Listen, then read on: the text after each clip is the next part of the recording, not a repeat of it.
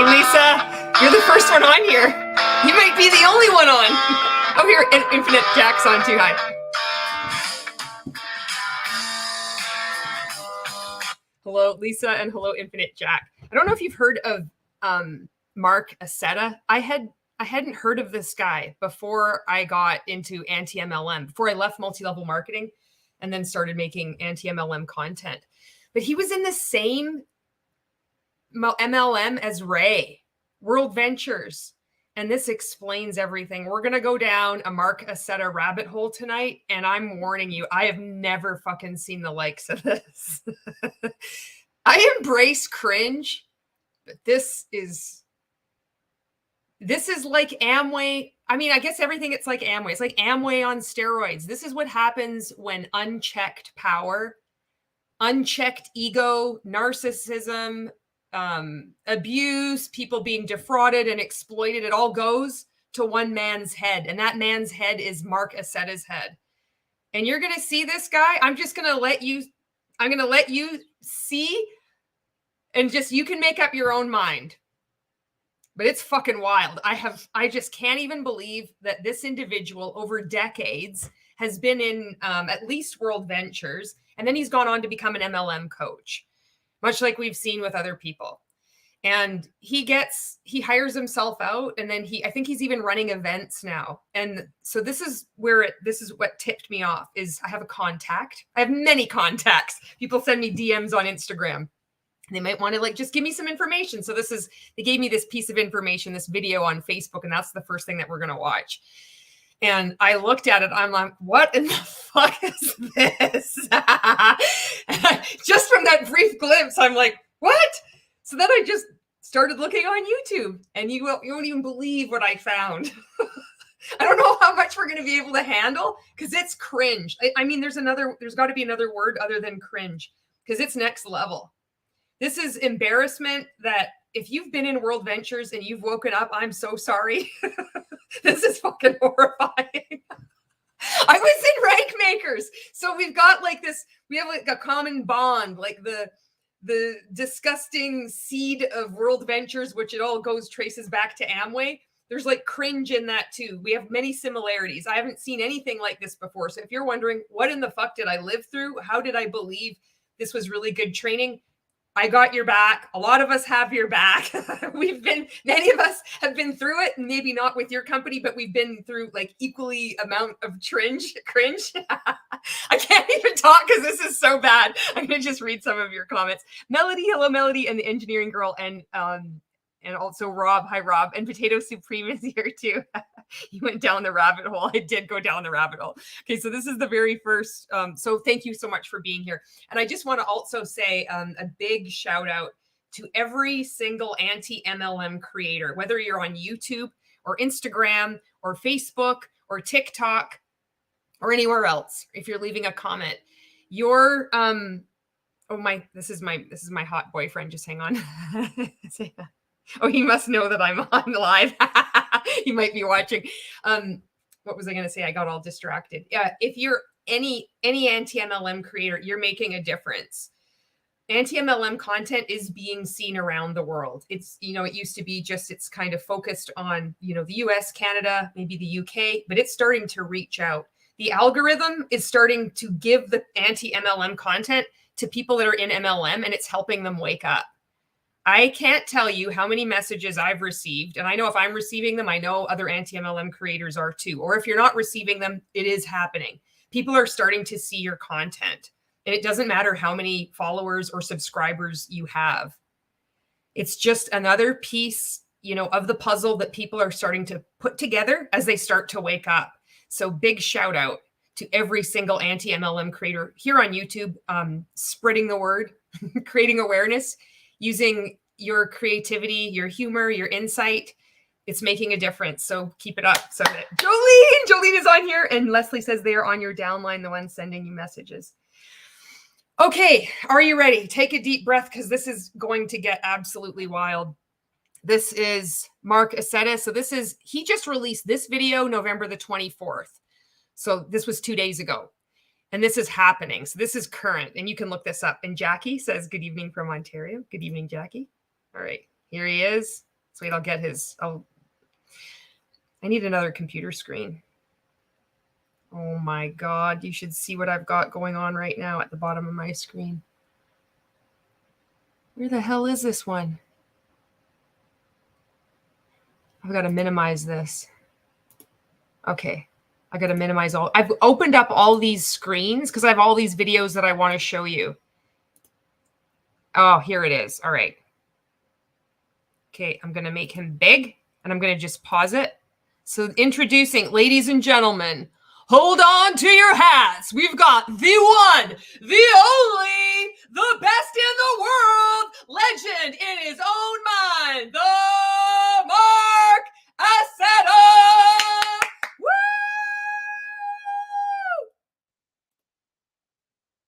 Hey everyone, my name is Marc Accetta, and this is going out specifically to people who used to be in the companies I work with. So we did trainings all over the world. I know a lot of you attended trainings that I led. I was the director of training for 15 years, and we just had so much fun. If that's taken from that video I did about Johnny Wimbre, so World Ventures, when they're all angry and they're dressed in the army.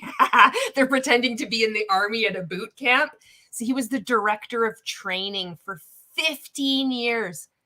This man, this individual, has been scamming people, defrauding people for decades.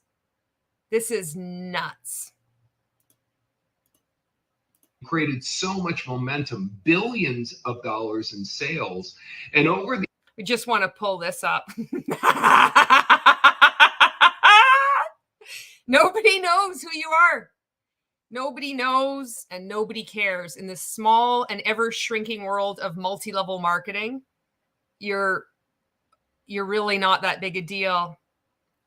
And it's really sad that you're choosing to still do this.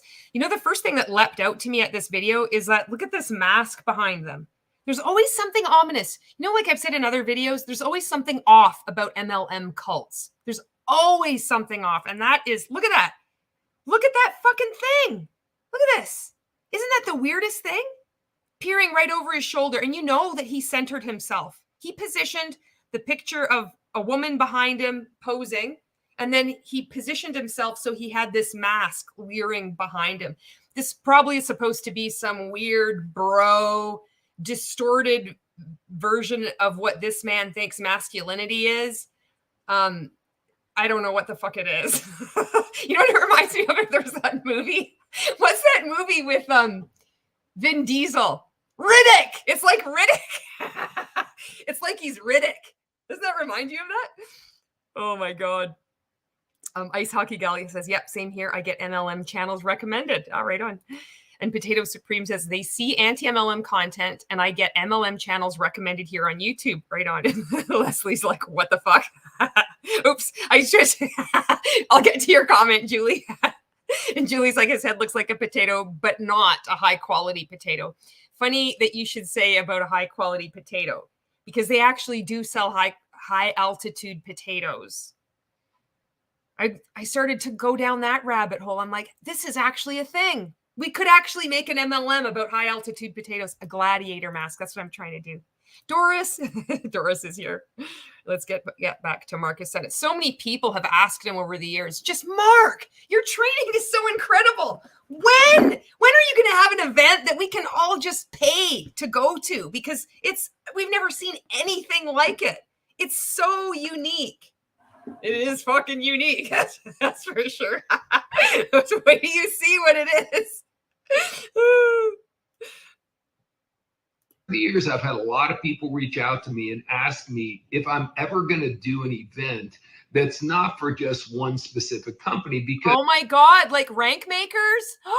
Like an MLM coach for all MLM companies? No, I think I want to like do that with this guy. I'm feeling inspired. then if you're not part of that company, you can't come to it. And especially, I get asked over and over and over again about A View from the Edge, our signature program. Okay, so you got to look at this.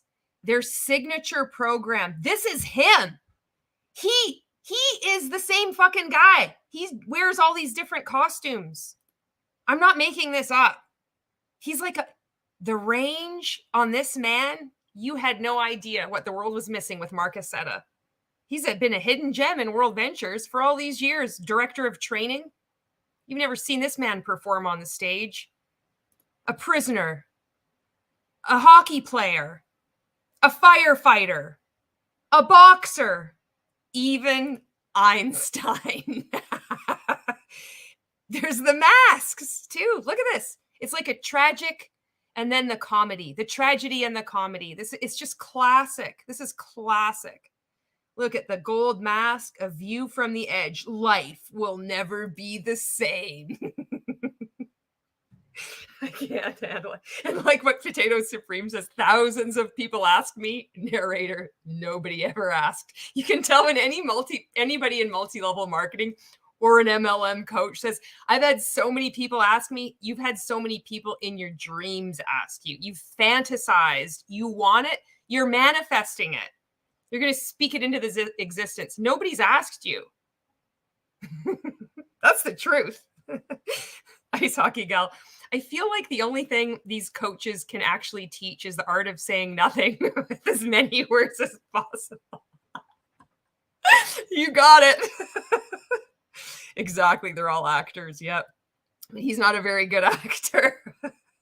You're gonna be able to decide. In my opinion, I think you know what my opinion is already. But you're gonna be able to make your own opinion on whether he's a really good actor or not. And whether like this, riveting view from the edge program is truly worth all the hype. Well, for the first time ever in 2024, we're going to be doing a view from the edge, and it's open to anyone who wants to attend. So we've already had hundreds of people register for the event. We're expecting to sell it out. We've had hundreds of people. We're expecting to sell out. You better get your tickets. Well, there's some to be had. We could sell out at any time. Wait till you hear where the event is. You can't even make this shit up. Factress, hello Factress. Hello Julie and all. I'm glad to catch a live stream. Welcome everybody to the live stream. And Dora says, I'm visioning Shakespeare and Beavis and Butthead. And Lisa says, it's like when the Huns say, my inbox has been flooded. I only have room for 3 more people on my team this month. Getting close to the end of the month. Only 4 more days for November. Oddly enough, I only have 4 more spots on my team for high altitude potatoes. It's going to be in Zagreb, Croatia. It's going to be in Zagreb, Croatia. Now, I don't know about you.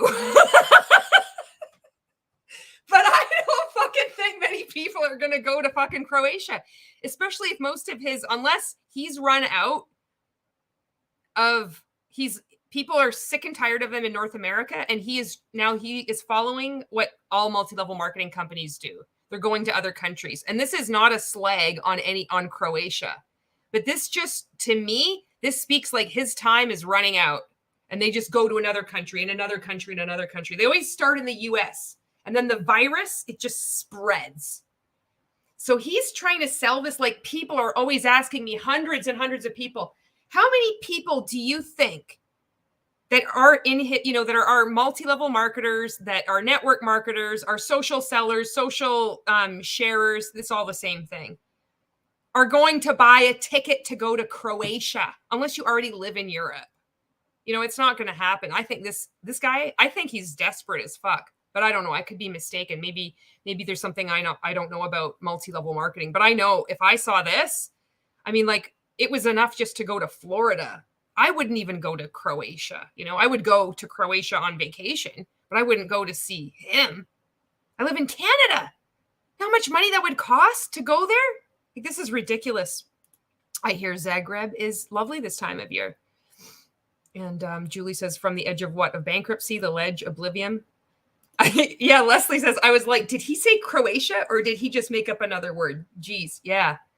Yeah, you know what? You thought that you could go to like Atlanta. You thought you could go to, Orlando. No, we're going to Croatia. Everyone.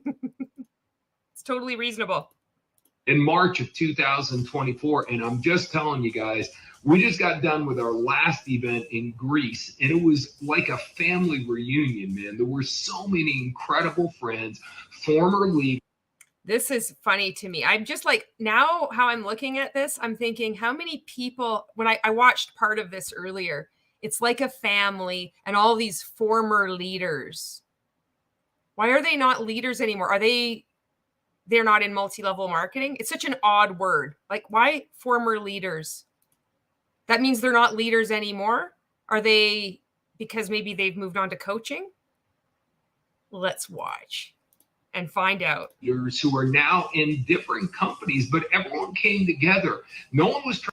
They're in different companies. Big surprise. Because they hop from one to another. Trying to recruit each other. Everyone was just so happy to see each other and realize that even though we may be in different companies or maybe completely different industries that have nothing. I don't know if you caught a look at that when they quickly panned over. That didn't look like there was hundreds and hundreds of people there. That looked like there was a very small amount, which was probably why it had the family feel to it. They're all in different companies. And he did say, when I had paused the video, it might have been hard for you to catch, but he mentioned that we're not there to recruit each other. Why would you need to say that? If this was ethical business, this whole, like, there's this whole other industry that has been spawned because multi-level marketing has been allowed to exist. And it's this coaching industry. They're not coaches. They're not certified. They've just moved from multi-level marketing to then train other people. And it's all about mindset. And the mindset techniques, and it's ridiculous. There is this, if you've been in World Ventures and you've been subjected to this, I am so sorry for you. This is just, because what's coming is just, I've never seen the likes of it. Nothing to do with direct selling or network marketing. We can still come together for what we love the most, these powerful trainings, and then go. That looked like a pretty empty room to me. They've shown the same pictures of the same people too. I'm wondering if they're just trying to make it look like they have all these people. I don't think so. Go back to wherever we're going to and take the information with us. And not only that, a lot of the people that were at this past event are now going to. It's like, we are Sparta! Like, why does he have that mask? Is he known for this? Like, if you've been in World Ventures, is this his trademark? Like, this is his symbol of power? I've got Slappy. Slappy is my symbol of power. I just like have him positioned. Actually, I have this beside me. Yeah, that's my symbol of power. What the fuck is going on? To do what they did for years and years, just bring their sales teams to the event. So the same result they used to get, they'll be easier to work with. They'll make more money because there'll be more production to people. Lie. So that's incorrect, Marc Accetta, and you know it. You've continued the grift and the scam and the swindle. They're not going to make more money after they've attended your event because they're in a pyramid scheme. Most people must lose money. It has nothing to do with attending your event and getting them into momentum and getting training. But you know this. But you keep selling this. You get this show, this entertainment. People feel really good to be there. They connect with others. It does feel like a family for many people. Shame on you. We're going to see the extent of your training and the quality of it and exactly what you're teaching. And it's a fucking joke. You're a joke. Tanya Berta. Oh my God. Tanya, how are you? Tanya Berta, we have history. We met each other on TikTok. Holy shit. Tanya Berta. A big cat of diddly squat for you. Oh, it's so good to see you. Oh, I'm going to read your comments here. Julie says, the past event had the feel of an awkward Christmas party for middle management at a paper company. It's so specific. It's so specific. It's beautiful. We are family. I think they filmed parts of Game of Thrones in Croatia. A girl would like to visit. Another girl would also like to visit. A girl says a girl needs to be hydrated. And And Julie says, does he even know Croatian? That is what 90% of the population speaks. It would be better if they can't understand. Yeah, they're not going to understand anyway. Hello, MLM, no. Will last longer and whatever it is you might be doing with them. So I'm very excited. The event we just did in Greece was like a family reunion.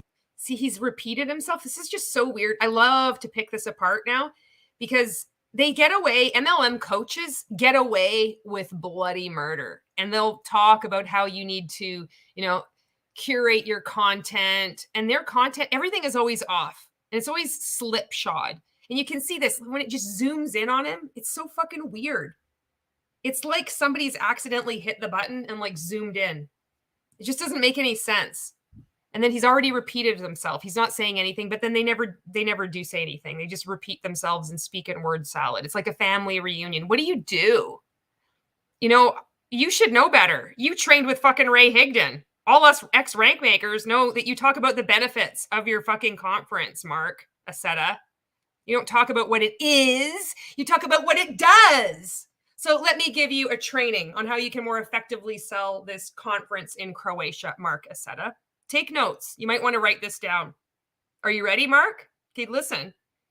So when you talk about what it is, it's like saying, well, this is made of acai berry with tetratrixyl 4.2. Nobody cares about that. They want to know, what is it going to do for me? Is it going to explode my business by 10 times? I mean, you gave a couple of weak examples. They're going to make more money. You need to be more specific. You know this, Mark. Maybe you've been out of the game a little bit too long. You got to tell a story. My friend Jenny, who was there, I hadn't seen in 15 years. She attended my conference, which was like a family. And she recruited 17 people in the next 3 weeks. That's what you got to do, Mark. Give results. I should charge you for this. There were so many familiar faces. I don't want to say names because then I know I'm going to leave somebody out. But there was over a dozen people. He can't say names because he knows he's going to leave somebody out. He can't say names because there was only 4 people there.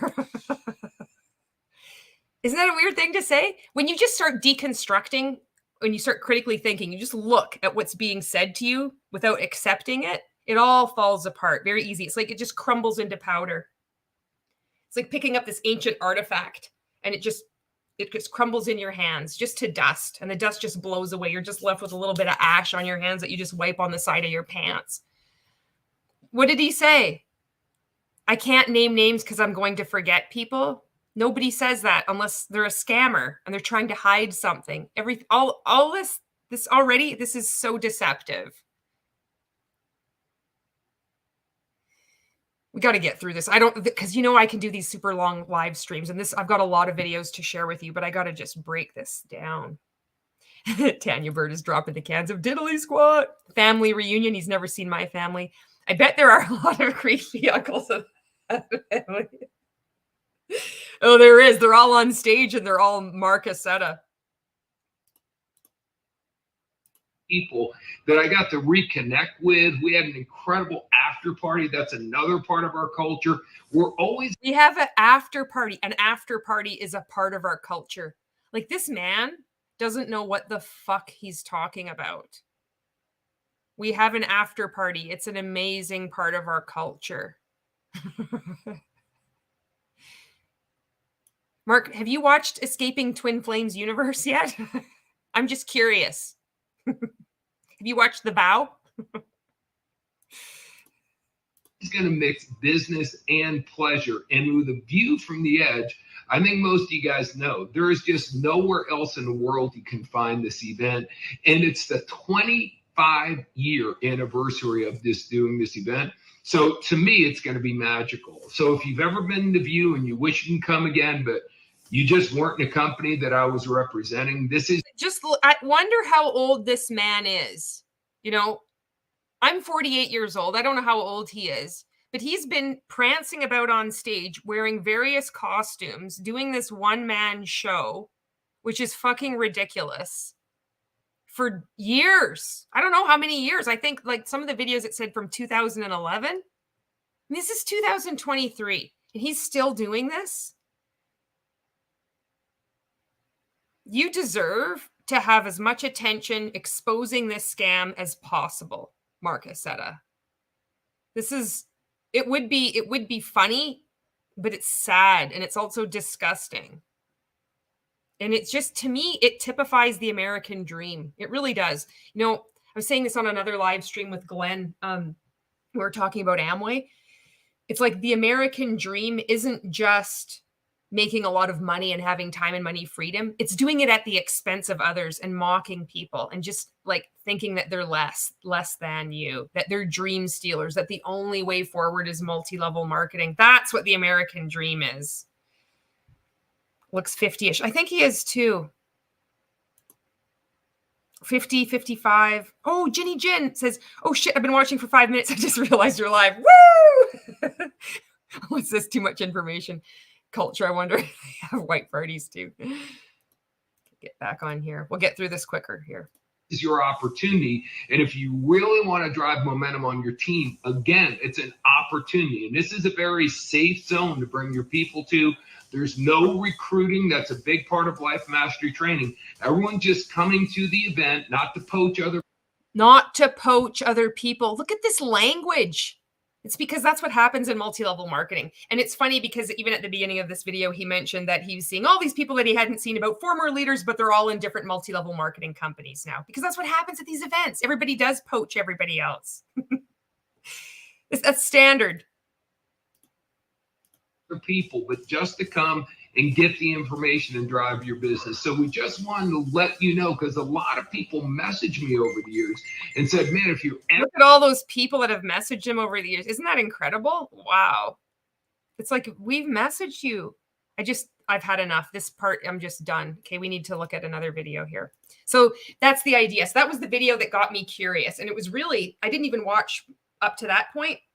I did actually watch that part where it went bing, bing, bing, but I kind of just fast forwarded it. But I saw that part where it showed him like dressed up like Einstein and all these other characters. And I'm like, wait a second. It took me a moment. Is he dressing up as these characters and doing like a one-man show kind of thing?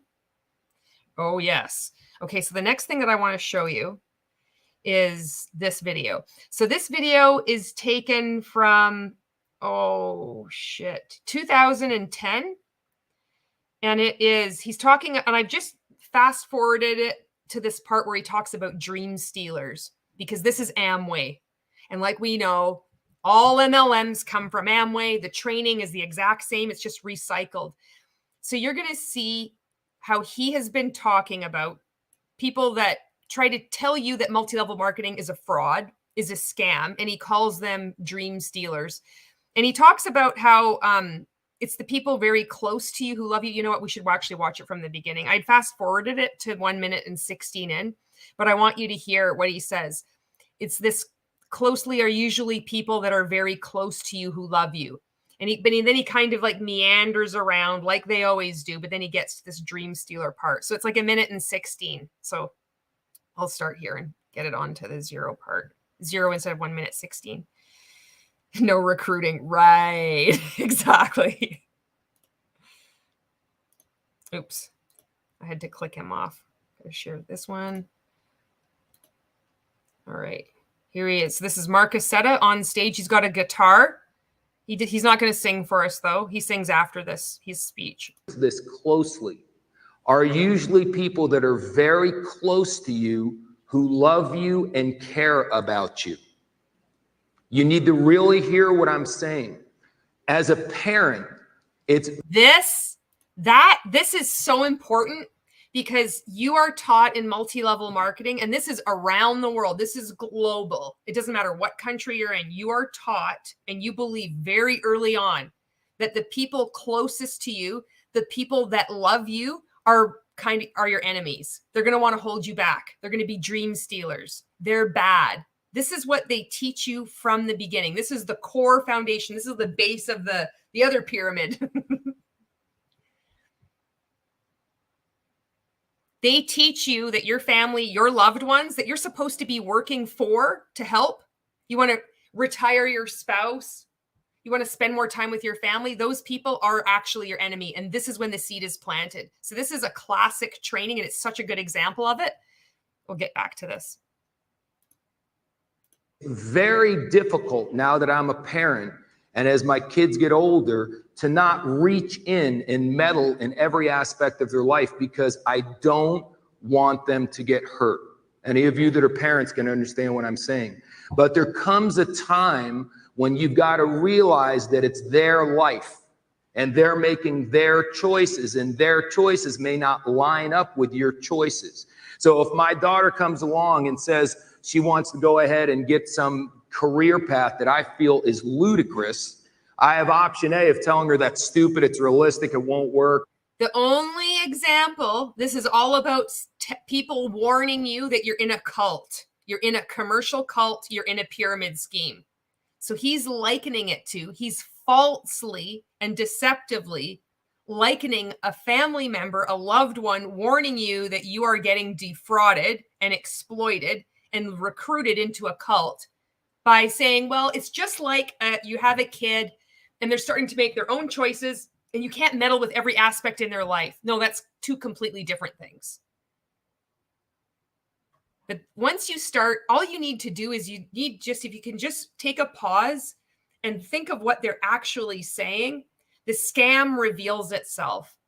And the reason why this is so important is because there are scams out the wazoo now. And it's not just multi-level marketing. It's all over the place. I just watched this CBC Marketplace investigation. They've done 2 now. And in Ontario, there are these people that are coming in. They're targeting senior citizens. They're targeting people with developmental disabilities. And they just go into the house and they'll say they're welcomed into the house. They knock on the door and they look official. And they say, we're here from making up a name of a department. We've been sent to give you free renovations for your house. And so these people just let them into their house and they think, well, there's been other programs that have, and other groups like church groups have offered me money and they've helped, widen my bathroom stall or installed, equipment into my bathroom so I could bathe more easily. And then they're asked to sign documents. And the documents are that their houses are mortgaged and then they're paying 25% interest. And this one fucker has been left out of Canada. And he's moved on to another scam and he's still doing it in Ontario. So you have there was this one guy, he was like 79 and he was confused at these people in his house that were renovating the bathroom. And there'd be like random renovations that would go on. These people would come into their house and they would do very odd, just sporadic renovations. It's like they have to do something and then they would leave. But one person was left with a $500,000 mortgage, 25% interest rate. They had no idea that this had even happened. So this one guy, he was confused. He lives on his own. He's like, his family said every time he opens up the door, he just thinks they're a friend. The people that were in the bathroom renovating it, he thought they were using the bathroom. He didn't even know that they were renovating the bathroom. And he's probably going to lose his house.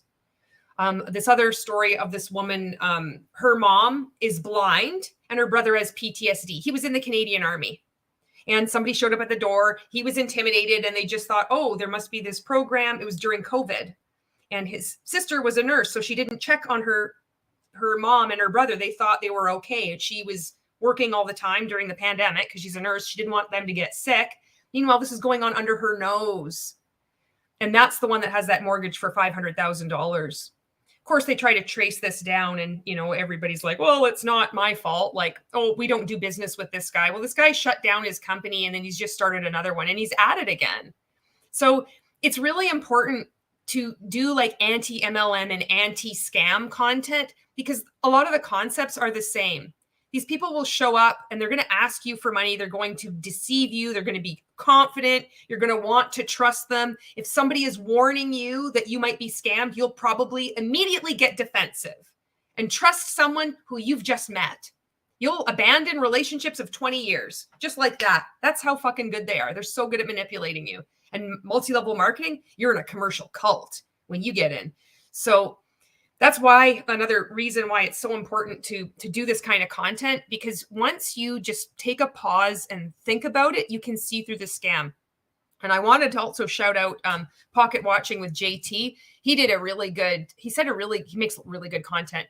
But he said that, never make a financial decision when out of financial desperation.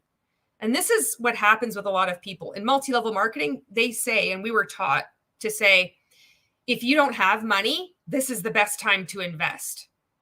And I liked what his phrase there. Never make a financial decision when you're in financial desperation. That's the time to hold back and ask other people. When you're desperate, you're vulnerable. You're going to be exploited. You have a bullseye target on your back. Scammers are coming at you. It's like they can smell it in the fucking wind, like blood in the water with a shark, you know? Now a guitar, yeah. Just going to read your comments again here. Define ludicrous. I have a feeling he means a regular 9 to 5. Keep speaking, Julie. You're doing great work here. I watched those episodes on Marketplace. I was so mad. Yeah. And it's one of the women that had phoned in to Marketplace had watched the previous investigation on Marketplace. And then she called the police. So word of mouth really helps. And that's, making anti-MLM content, leaving your comments, even if you're out and about and you're talking with people and it happens to come up on conversation, whether it's, the CBC Marketplace scam or multi-level marketing, just to let people know.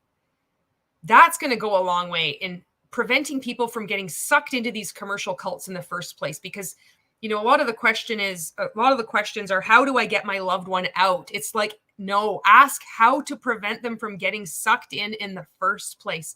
And education and awareness is the way. It is the way. All right. Get on with this. Blah, blah, blah. Or I could encourage her to be the best she could possibly be in that career. Now, I know that it's real easy to say you would take the second choice, but trust me, when that day of reckoning comes for you, many of you, without even consciously thinking about it, are going to tell them what you think they should do. And you're not going to do it in a mean or spiteful way. You're going to do it because you love them and you care about them. So there's 2 things I want to share with you. Number 1, don't be a dream stealer. Fuck you. Don't be a dream stealer. All this is about is recruit your son or daughter into multi-level marketing. Remember, this guy is from the same company that Johnny Wimbrey is, where he froths at the mouth. He's waiting to milk your 17-year-old like a goat as soon as they turn 18. You can't even make this shit up. They target young people. And he's doing the same thing. This is fucking wild. Don't be a dream stealer. Someone doesn't want to do multi-level, that's fine. Someone wants to do a different program instead of World Ventures, that's fine. How many realize there's already 300 million other people other than the person we're talking about in the States? What the hell did that even mean? I didn't even understand what he said. So let's look at this. World Ventures, that's fine. How many rise? Is already 300 million other people other than the person we're talking about in the States and outside the United States. It makes no sense. He has said nothing and people are like, yeah. What the fuck did he just say? What did he say? And outside the United States, there's a few people as well. So if one person wants to hook up with Herbal, I'm going to make like a bad US joke. I'm not all US friends.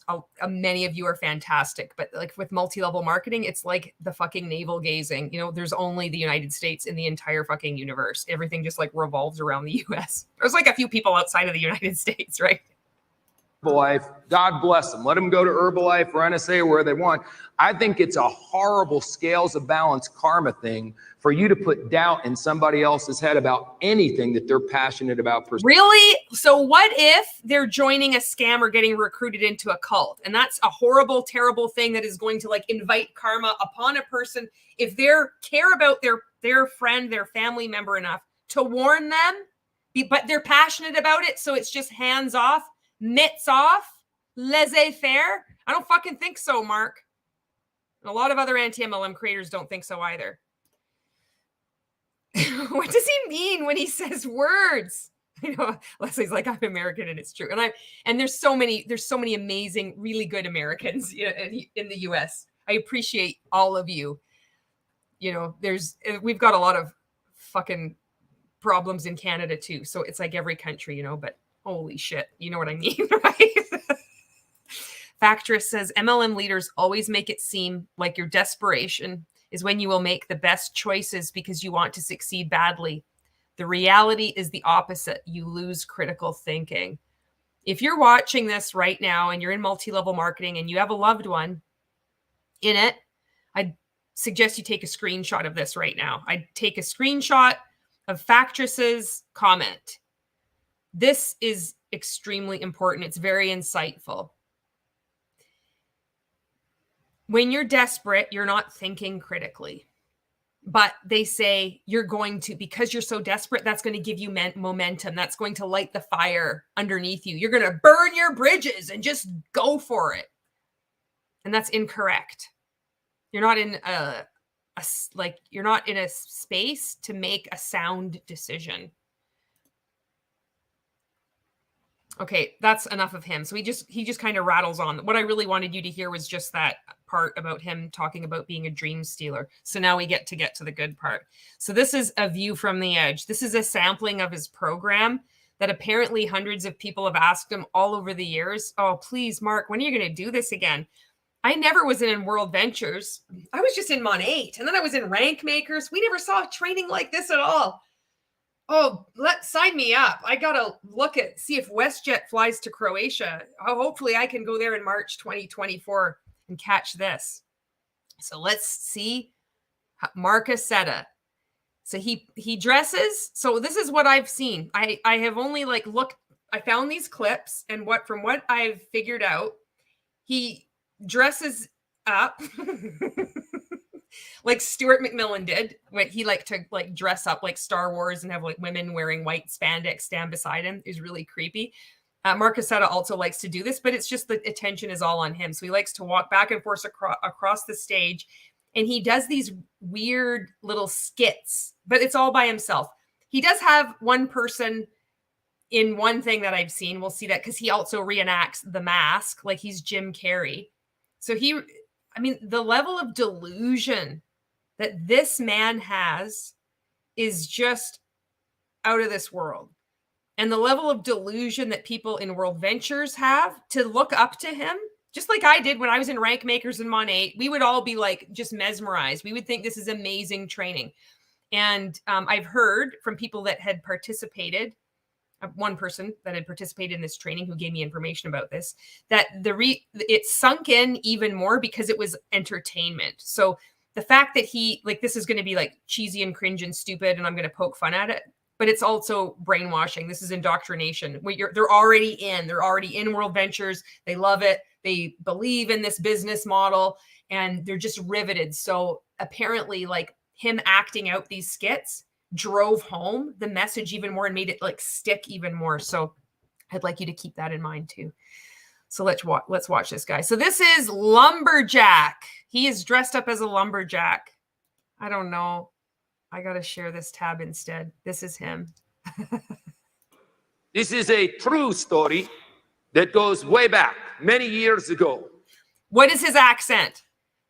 Put it in the comments right now what accent you think that is. Do you think it's Russian? What kind of accent do you think that is? MLM. Hey, Glenn, how's it going?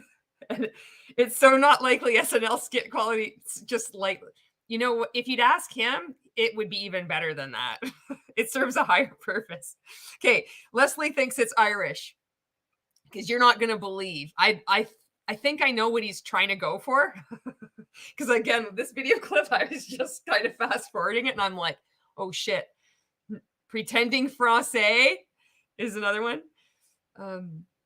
Factor says, listening to you gives me hope for my parents. I'm always worried that they will never get out, or if they do, they will never recover. But seeing you be strong after leaving is inspirational.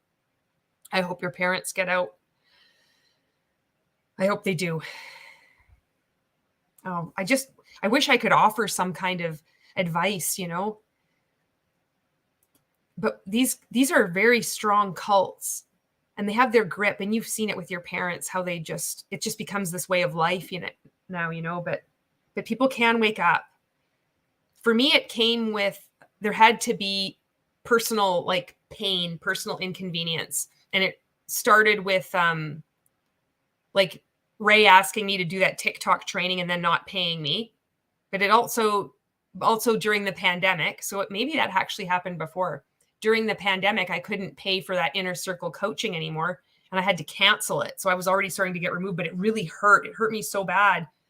Like I wasn't able to get this coaching anymore. I wasn't making the money. The reality of me, I couldn't afford this. It started to like widen the crack in my mind. And then if they ever get a chance to get away from social media, or away, if they're not on social media, away from their upline, away from these meetings, that can be helpful. But I mean, I know they've been in a long time. Oh, Glenn. Yeah. I just, this is something that I've been really clear about from the beginning of me making content. So this is when I first started speaking out on TikTok, is it's about me creating safe spaces for survivors to come forward and to share their experiences. So I have zero tolerance for cult apologists. There's other creators that will, go and, let all comments stand. I'm not like that, because I'm thinking of the person who, just contacted me on Instagram 2 days ago and was like, thank you so much for creating safe spaces. I found you. The algorithm gave me your Instagram, and then I found you on YouTube, and then I found all these other people on YouTube, and they wouldn't reach out if I let comments stand. So that's why I just don't engage. It's like my energy is better spent in helping survivors exit and helping them know that they're not alone. So that's kind of like a bit more about me. So, yeah. And that's why. So, and there's also, another thing that I've noticed, since I began speaking out, has been, you get everybody in network marketing that comes after you. So it was very important for me to set boundaries, to let everybody know that this is a boundary and you're not allowed here. You're not entitled to my opinion, and you're not entitled to my time. People in network marketing are very entitled, and they don't respect boundaries. I was taught, like many in rank makers, that a no doesn't mean no, that you follow up with someone until they die. So when I let a comment stand, or if I ever respond to it predictably, because cult behavior is predictable, I'll get like 7 or 8 responses. They just won't stop. And I've seen it on TikTok. Every time I give a response to someone, they come back and they just can't stop. They just respond. I'm like, I should have just blocked them from the beginning. So I block early and I block often. Yeah. So be careful. And you can't, because that mindset, it's just, if you engage, there's nothing you can do. It's just, you're speaking. It's almost like trying to have a conversation with someone who's drunk. All right. And Factress says, just keep up the good work. You're already helping so much. German Australian mix, says Doris. All right. Okay. Let's see who's going to be right. You might win a prize if you're right. Jean-Claude was pretty new back then. I did not know a great deal. And when we were working, so his name is Jean-Claude. There was a very big, very massive man who was there. His name was Pierre. Pierre was the champion. He was the best. He would always cut down the most trees. For years, we are all very much in awe of him. He was my idol. I would chop down. He was my idol. This guy has been doing this shit for years. He's made millions, I guess. Can you believe this? I can't even believe this. Yeah, Jackie says true, block and ignore. Natasha says, Julie, you're kicking butts. 17 trees in a day. Pierre would chop down 30 trees in a day.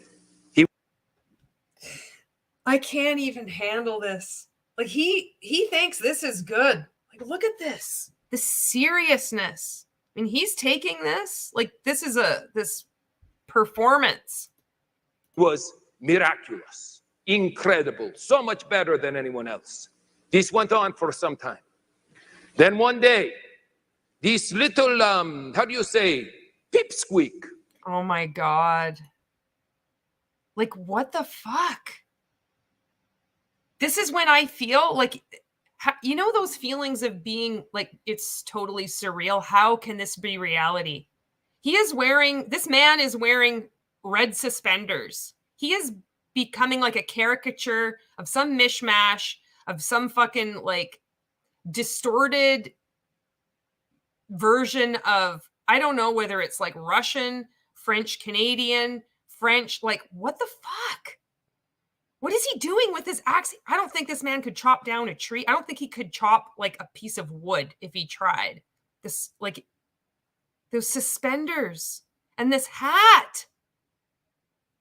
What is going on here? Who dresses like this? This is like, this is also what I think is like, oh, everybody in Canada lives in an igloo. It's like, oh, everybody in Canada like looks like this. And we like walk around and we talk, how do you say pipsqueak? And he's going to like wait for the pause and everybody's going to go like, ah, it's so funny, you know? It's not funny. It's so sad and so stupid. This little tiny man comes in and Little tiny man with his little tiny willy.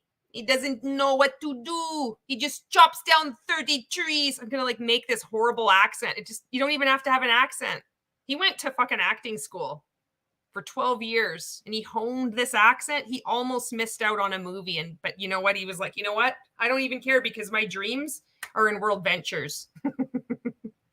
He developed this character development. Just see how he moves with grace from one to another. It's going to blow your mind. he says, I would like to I have a would job. like to have a cup of coffee, senor, and then I would also like to, how do you say, recruit the people into the pyramid scheme. My name is, what is my name? My name is Jean-Claude, and my miraculous friend, his name is Pierre. Pierre, he chops down 30 trees. It's unbelievable. But this wee little man, he comes in one day. He comes into the corner store. He says, Jean-Claude. Jean-Claude. I said, what is this? What is this? Who are you? You are this little man with this little willy, his big red suspenders who chops down 13 trees. My friend Pierre, he chops down 30. Who the fuck are you? I'm chopping down the trees, and our boss says you look like a 12-year-old. We cannot bring you. You look like a 35-year-old. You look like a 50-year-old man with a hat that you should not be wearing, with these suspenders and this shirt that is rolled up and these very odd gloves that are talking like this. Nobody talks like this. You must be one of those stupid Americans that likes to make these accents and builds up these stereotypes and likes to prance around the stage as a multi-level marketing coach. My name is Marc Accetta. I will be in Croatia. Oh, fuck yeah. I can't stop. Oh my God. Dora, how are you? Dora, this is Marc Accetta.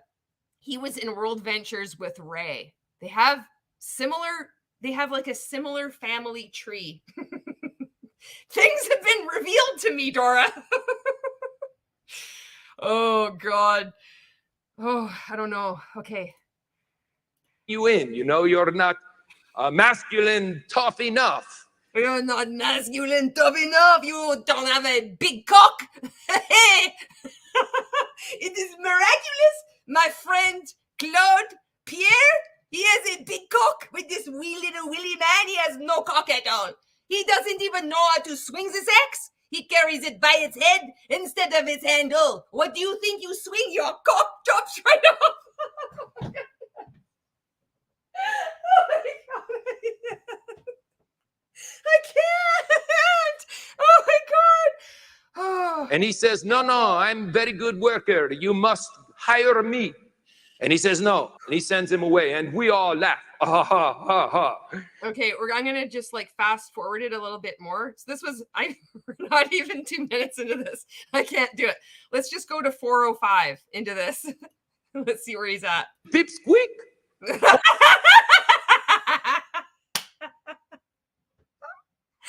can't make this shit up.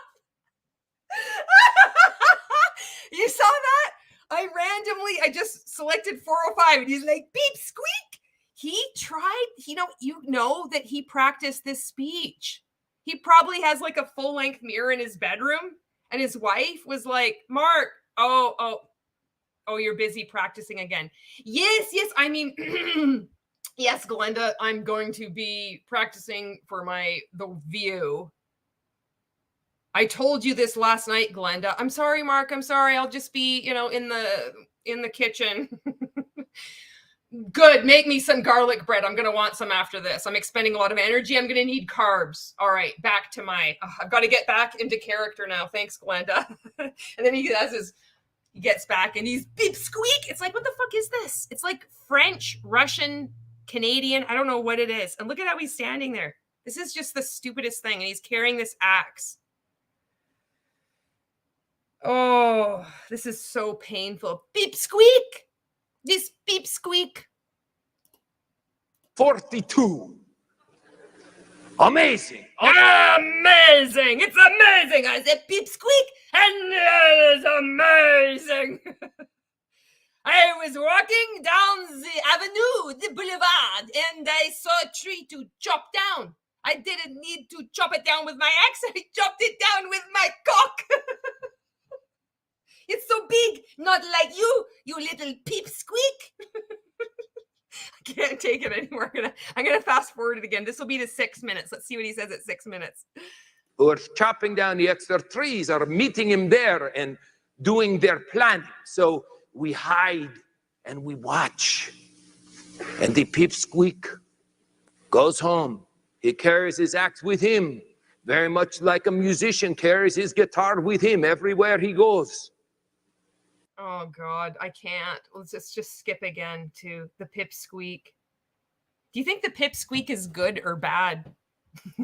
Let's go to 741. Abraham Lincoln says, if you give me 6 hours to chop down the tree, I spend 4 hours sharpening the axe. This is from John Maxwell, this training that you must sharpen the axe before you chop down the tree. You chop down the tree, you are like a musician that is carrying your axe very close to your heart because you will then play like a music coming from the pip squeak. Not like my friend Claude who chops down 30 trees. This is something much beyond you, little pip squeak. What is he saying? Dora says, obviously, I've been hiding behind a rock. He seems like an amazingly masculine, manly man. I know. I can't even believe it. Like, I'm just fangirling here so much. I can't even fucking handle it. Oh, how do you not know this super famous world changer? His storytelling kind of reminds me of Ray. Well, one's a lumberjack and one's a prophet. Go figure. Who allowed him to do this? His wife, Glenda. No, Abe Lincoln didn't. Do not use that faux accent. Fact check, please. Okay, let's see, 748. 6 hours to chop, I spend 4 hours doing the sharpening. Most of you spend 6 hours doing the chopping. No. You must sharpen your axe. You must sharpen your axe. That means that you are 6 hours prospecting on social media, but you must spend 4 hours watching me walking back and forth across the stage. No pipsqueak from you. No pipsqueak. All big man with the red suspenders and chopping down the tree. 4 hours of personal development. 6 hours of income producing activities. What is an income producing activity, you might ask? It is irrelevant. Unless you are making the income, you are not making the activity. Not like Claude and certainly not like myself, Jean-Pierre. Thank you very much, mademoiselles. Now, we are putting together these programs on a regular basis for you. We have the trainings, the regionals. We have the national events. I just want you to remember, the next time you are chopping and chopping and chopping and chopping. Okay, you're done. Okay, that's enough of him there. So that was just the first one. I don't even know how many characters he has. I couldn't find Einstein, but I did find the mask. So this is it. MLM fraud, Glenn. Dora says, if I had a meeting at work and this shit started, I would question my whole life decisions.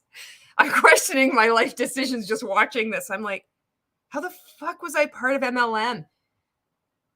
The thousands of people. Well, that's what we'll see next. Okay. Where is this video now? This one right here. Okay. World Ventures presents. This is what I was supposed to show you first, but I got all excited. I had to show you this lumberjack thing. Okay. This is the next one. So this is a 3-minute and 46-second like advertisement from World Ventures. World Ventures, A View from the Edge, Marc Accetta. So he was known for making this presentation. And this is their advertisement for it. So you're going to see, this is so disturbing because you're going to see all these people, like there's too many people thinking that this guy is the tits. It's so bad.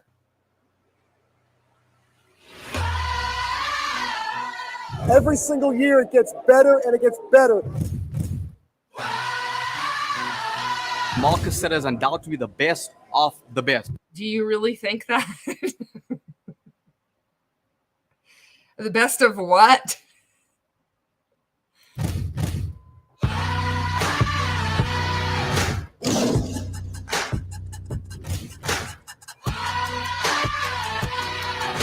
Like, is this not terrifying to you?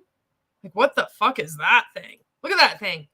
That's like a semi-truck, but it's a Hummer. It's like a limo, a semi-trucko. Yeah, you know how much money this would cost? All these people on a red carpet? Many of these people might be your friends or family, like people that you encounter. They're like, you're sitting beside them at the restaurant. They've just come back from an event like this. This is just so spooky to me.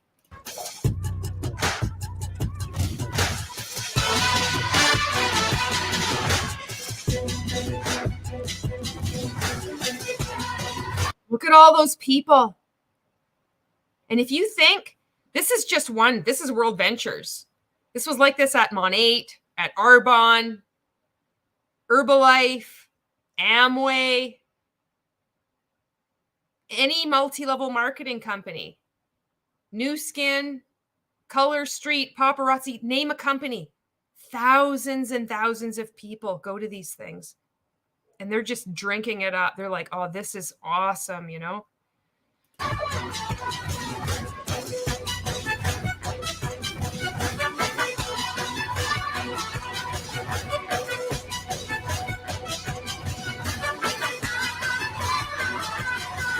I remember when I was at Monations, I was right in the mix. I loved it. I thought I was part of something so amazing that I'm getting inspired. It's only a matter of time before I'm a millionaire too, you know?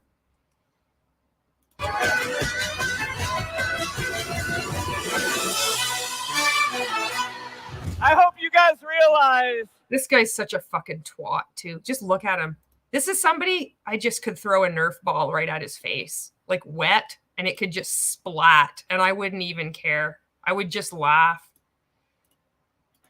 how incredibly blessed we are to have Mr. Marc Accetta. He thinks, so can you imagine, like he has had this much admiration over decades. He comes out, people are like, you should be here. And all these brainwashed people, all these good people that really believe in this dream that they must love the products. They love the trips, you know, when it was World Ventures, whatever it is now, because it meant, you know, tits up. All these good people. And so he comes out and he really feels like he's a rock star or like a famous actor or talented. And he does these weird skits. So he comes out, like, just think of how many, and he goes around the world.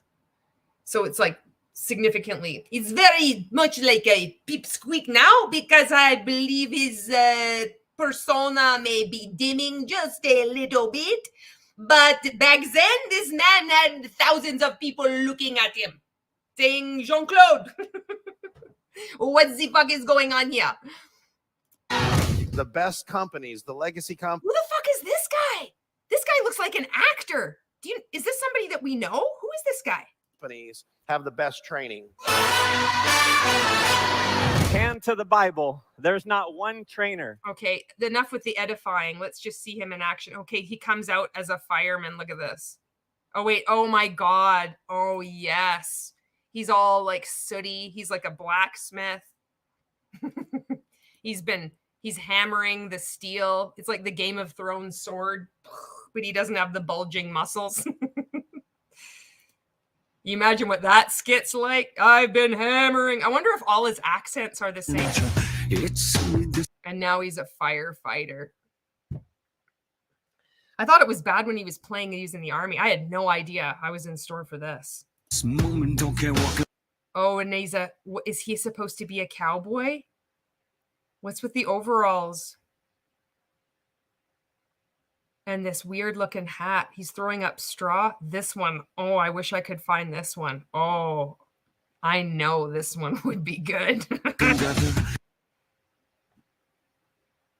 That's what you do when you work on a farm. You're a man of the earth. And now he's a judge. This man is everything.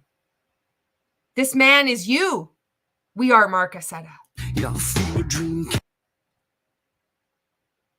You're fired. You're gonna. Oh no! Here's him as Albert Einstein. You can't make this shit up. Wow. Okay. I was drinking all the paparazzi Kool-Aid.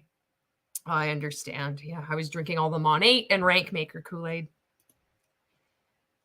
Every year it gets better. Amway was using that exact same line in 2001. Oh man. Looks like a damn Rolling Stones concert. Yeah, you were sold a dream. And Jackie says, I'm so happy for everyone who gets out. Yes, if you're watching this and maybe you're too uncomfortable to leave a comment, but you're starting to watch anti-MLM content, welcome. You're not alone. Humor is a great way through this. Julie says, before I found anti-MLM content, I had no idea there were hundreds. I thought it was just Amway. My ex-friend brought her catalog to me when she visited me in college. I told her not to bother. Isn't that interesting? Even now, MLMs kind of like operate under the surface.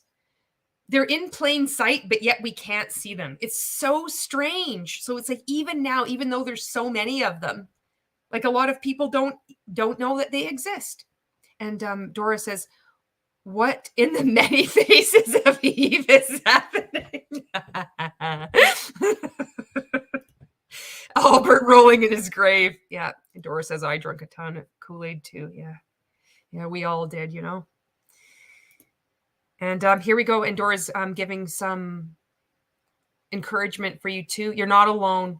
I watched a lot of anti-MLM content before I made the decision to leave. And leaving looks different for everyone. So just please know that you're not alone, like Dora said, and how you choose to leave is totally fine. You get to make the decisions from now on. Not listen to someone like this. Who do you think the next person is going to be? So we've Albert Einstein. This man could not tell me what the quadratic equation is or how to do a fucking derivative. What's the derivative of x squared, Mark? Do you even fucking know? I don't think you know, Mark. I don't think you know it all. Surrender because you feel the feeling taking over. It's fire. He's everything. This man is literally everything. He's an astronaut. He was like a director. He was in the hospital dying. He's like everyone. He will overcome an objection because he will just become you. Can you imagine the hours this man has spent looking in the mirror and getting angles to reenact this stuff? This is just such another, there's always another level. It's freedom, it's flooding open. It's a picture in the pulpit. The fly fisherman. What the fuck is this now? The fuck is this? What is this? Oh my God, he's one of the Three Musketeers. Oh, he has has the accent that is the same as the Jean-Claude, but it is more. I will cut you. We are these three amigos. But he has to get. He goes against Puss in Boots.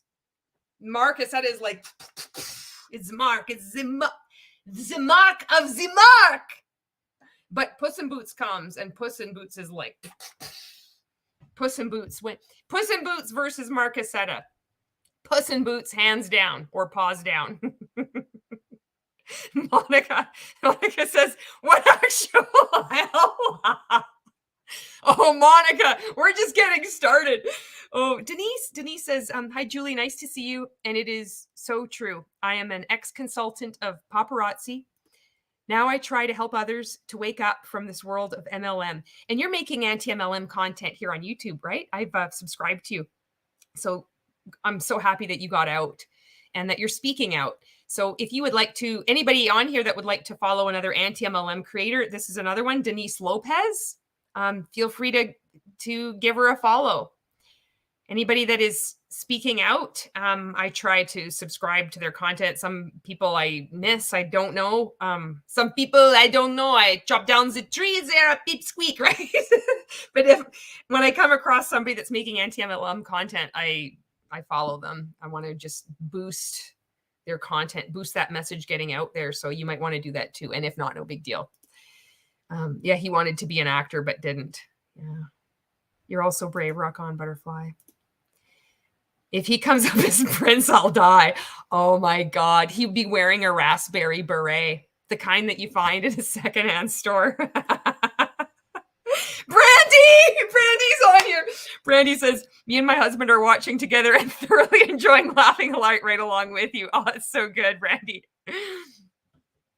And heads up, like if you're on here, Brandy's going to be on live coming up very, very soon. So before we have it locked down, I'm not going to say anything more, but Brandy's going to be my next guest on a live stream. So, and if you're not following Brandy on Instagram, I really recommend following her. So she has left MLM. She's making anti-MLM content, and her content, something that I really love about it is that she is very thoughtful about pulling and naming resources. So Robert Fitzpatrick's book, Ponzi-nomics, Yan Yalich, a little bit culty, all different kinds of resources. She makes a piece of content, a reel, and they're really good. She uses really good music, writes a very thoughtful caption, and then she will tag different creators. It's always different. So it's people that are coming across her content, if they're curious and they're starting to question, she's always giving them these options. It's so fucking robust. It's amazing. So big shout out to you, Brandy. And Dora says, that's great, Denise. More people who share their story, the more people we help get out. He has personality color videos. Yes. And I don't know if he's the originator of these ones or if he just copied it. It's probably all copied from Amway. Oh my God. Did this guy follow the footsteps of that Mon 8 guy who dressed up like Star Wars? Monica, I said the exact same thing earlier. If you happen to go back and watch this, I said that. Stuart McMillan. And Denise says, I always love your content. You are so hilarious. And Julie says, everyone who leaves MLM is brave and strong as fuck. To speak out makes the world twice as bright as MLMs make it dark. Oh, Julie, thank you so much. You always leave the best comments. I don't want to set it up too, because then if you just leave a comment, it's like, oh, it's expected to leave this amazing comment. But you really do leave amazing comments, and I'm so appreciative of it. Okay, let's back to the wannabe Prince. Back to the wannabe artist formerly known as the person trying to impersonate Prince, which is Marc Accetta. Oh my God. What the fuck is this? This is like Laura Secord. Hi, everyone. The sinking of the Edmund Fitzgerald.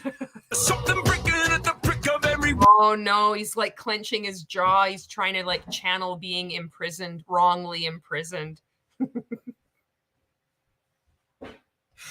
Oh my God. While it's holding on, let you know. Oh no, he was an old guy, but he was like lifting his hand off a walker. Now he's Mr. Rogers. Look at the set. Is he trying to be Mr. Rogers? How long does this event go more. This is called The View. How many characters does this guy play? Can you imagine this guy? Look at that move. He's dancing. Oh no. Get the fuck out of the classroom. Tell me, do you Oh, he's a coach with a ball. He's everything. know what? Oh, he's going to kick. Can you imagine if he kicked it and he missed it? Kick it, Mark. Kick it hard. Kick it with your foot. Channel it like boot camp. Channel it like Claude does. Channel it like you are kicking the peep squeak. Go where it's carrying on. When they edited this video, they're like, when he kicks the ball, we're gonna like make it the beat drop, and then we're gonna cut away to the audience. And they did, and it was magnificent. I'm gonna sign up for this event. Lies, where the runaways are running the night. Impossible. No. What? Oh my God, he's really coming out now. He's kissing some fucking dude, and he's like dressed as the Mask, I think, or something. I don't know what's going on right now.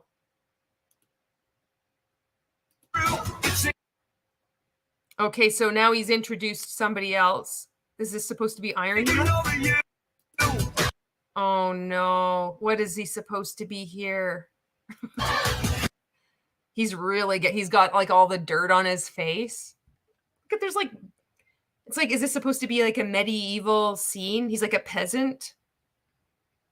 The fuck is this? Oh no, Men in Black or Secret Agent Man?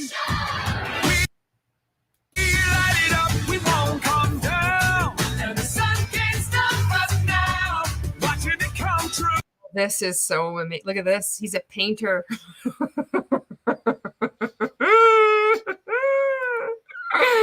Oh, the robe. He's like a Renaissance painter. It kind of looks like the Monate shower cap.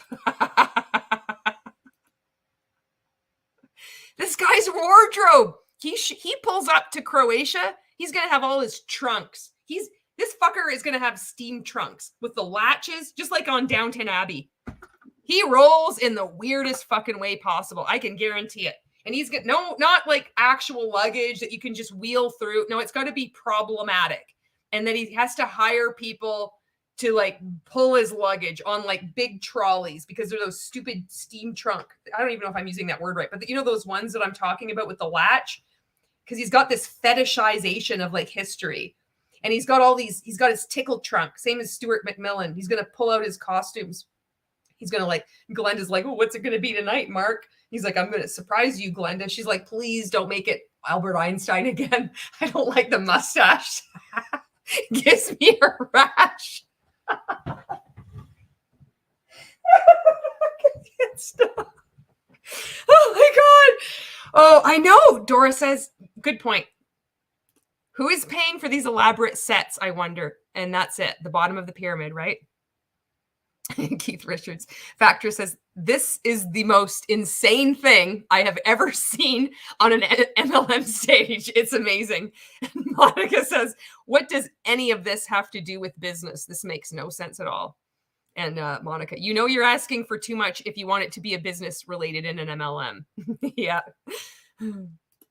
Okay, let's make this big. This is going to be fabulous. Oh my God. Not like he's pretending to be Van Gogh or Picasso. Who the fuck did this picture? Why don't I know? In any case, whoever did is rolling in their grave. And if they were cremated, their remains are like reformulating, they're solidifying, and they're like just to like lie on the ground and like roll. Because it's that bad. Look at this. He has angled it. He thinks this looks good. Oh my God. Please make it happen. I hope he has like a white ruffled shirt. So he's like trying to be like Fabio or something. He's been every other character that you could ever imagine. Van Gogh. Thank you, Dora. Van Gogh.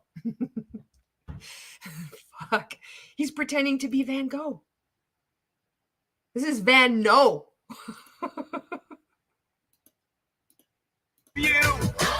No, he was probably trying to be it. Who the fuck is this guy? Doesn't this guy look like an actor to you? Or is this just, he just has that face? He just looks really familiar to me. He's trying to have a shit right now. He's like, eh. Oops, I dropped it. I messed up.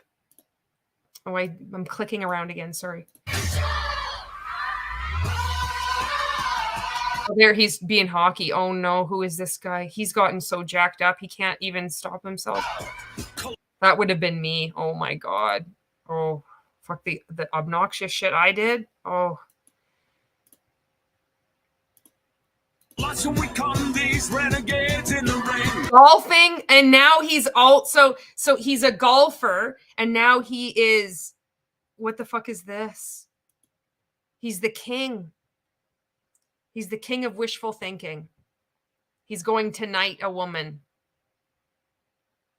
He's got a sword. Oh my God. I wonder if there's like a storyline that weaves through all these characters, or if not, because that would be, I mean, there might be some kind of redemption in that, like some kind of subplot that just kind of goes. It's like he's like the blacksmith and he's hammering, and that happens to be the sword that happens later in the skit. But something tells me that Marc Accetta isn't that nuanced, and he's not that bright. There's not that much room in your brain when your ego takes up most of it. Of course, the fireballs.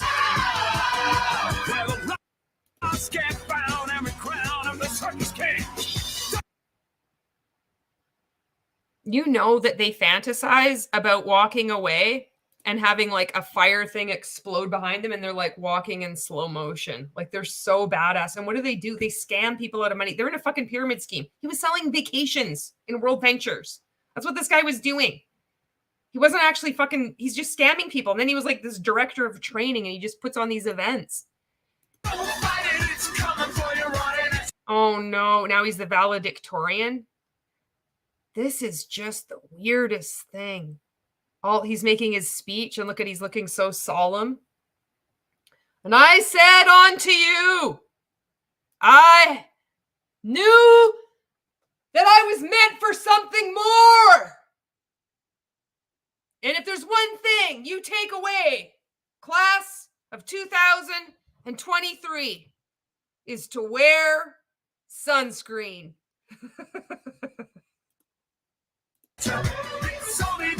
There's the prospector. We've got that one. He's got a hole in the bucket. Dear Liza, dear Liza. Oh, he's also a pilot. The costume changes that this man goes through.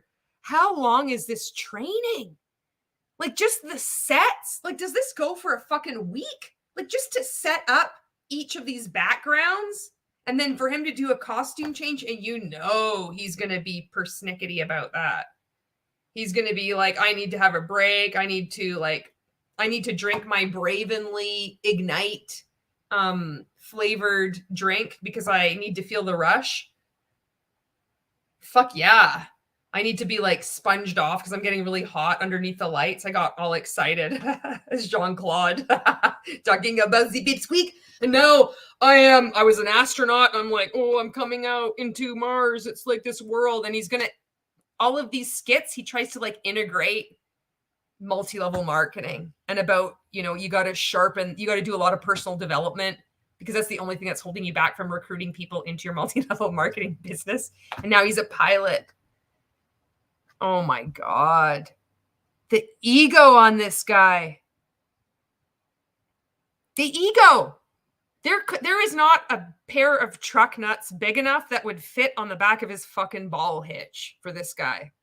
There can't be one that's made big enough. It would have to be made by AI because it would just like distort reality to like absurd proportions. And then maybe it might like approach. You'd be like, yeah, those are big enough for me. They'd be so fucking big. They'd be like bigger than the truck. They can't, the balls are like over top of the truck.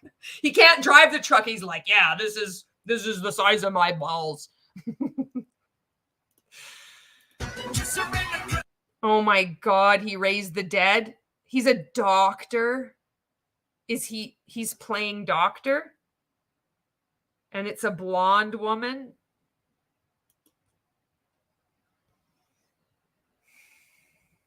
This is what happens when you're in a commercial cult. And he's also a poker player, but like this weird hat, this weird stereotype version of, look at this bottle. Oh my God, all the chips. Whoa, he's so fucking powerful. He just doesn't care. He has so much money. This probably was like, that was the end of his skit, and everybody was like, yeah!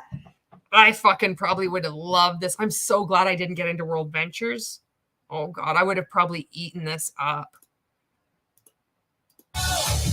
Here he's ringing the bell. Oh, of course he's army. Look at how he has to put this fucking soot on his face, as he has like the scarf, like he's got to keep himself cool. He's ringing the bell. He's acting like he's in the army. This guy's so pathetic. Wow. Now he's a fucking hockey player.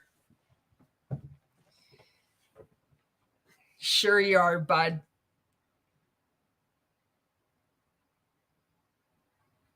I don't even have words. I'm surprised it doesn't have his name on it. Just like Mark. What a fucking douchebag. Wow. Oh my God. Look at this. See, that I swear to God, it's like this weird distorted version of like masculinity and femininity. Like these roles, you know, that are just played. Like this is just so weird. Oh my God. And of course his number is 1. I'm just imagining myself, you know, in the audience, and there's this grown man dressed up in a hockey costume. He's never played, it's a costume. It's not a uniform.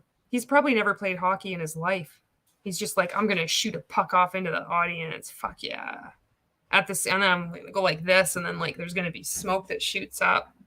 Oh my God. My downline's going to explode this year. Everybody's going to sell vacations, and they're going to recruit other people to sell more vacations. Oh, oops. Now we're selling skincare because World Ventures is merged with Secret. Oh, maybe I'll get my buddy Ray to train with me. Oh no, he branched off and started Rank Makers. Intoxicating you. Oh, look at his nose. He's got snot coming down from it. He's passionate.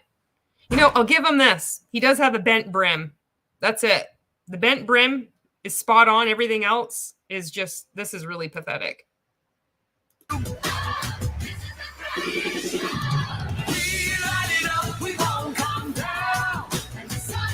So I could totally imagine how the emotional impact of watching this and being around all these people with all these signs. My God, it would be irresistible. Fuck, this is intense. Was he trying to be Morpheus? Did it come true?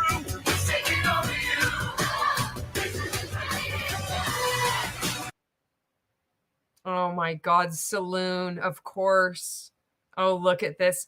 How many times do you think he practiced and looked back so he'd be like, oh, you can't see my eyes, but it's my jawline. Again, Puss in Boots destroys you, Marc Accetta. Puss in Boots all day long. Puss in Boots, 100 out of 100. Marc Accetta, 0 out of 100.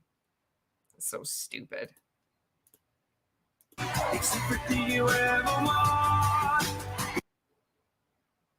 This is not the airport. There's no need to announce your departure. Wow. When someone says, oh, I've been part of a pyramid scheme, this is probably them doing a training on all those anti-MLM haters. Well, guess what? It's going global. More and more people are waking up. And they're leaving, and they can announce. I mean, this isn't a theater. There's no need for you to be prancing around like Puss in Boots. Or an astronaut. Or a Renaissance painter. Or a morgue, a mortician, or a doctor. You're playing doctor with a hot blonde that comes to life under a white sheet. Jesus Christ, Mark. What the fuck does Glenda think?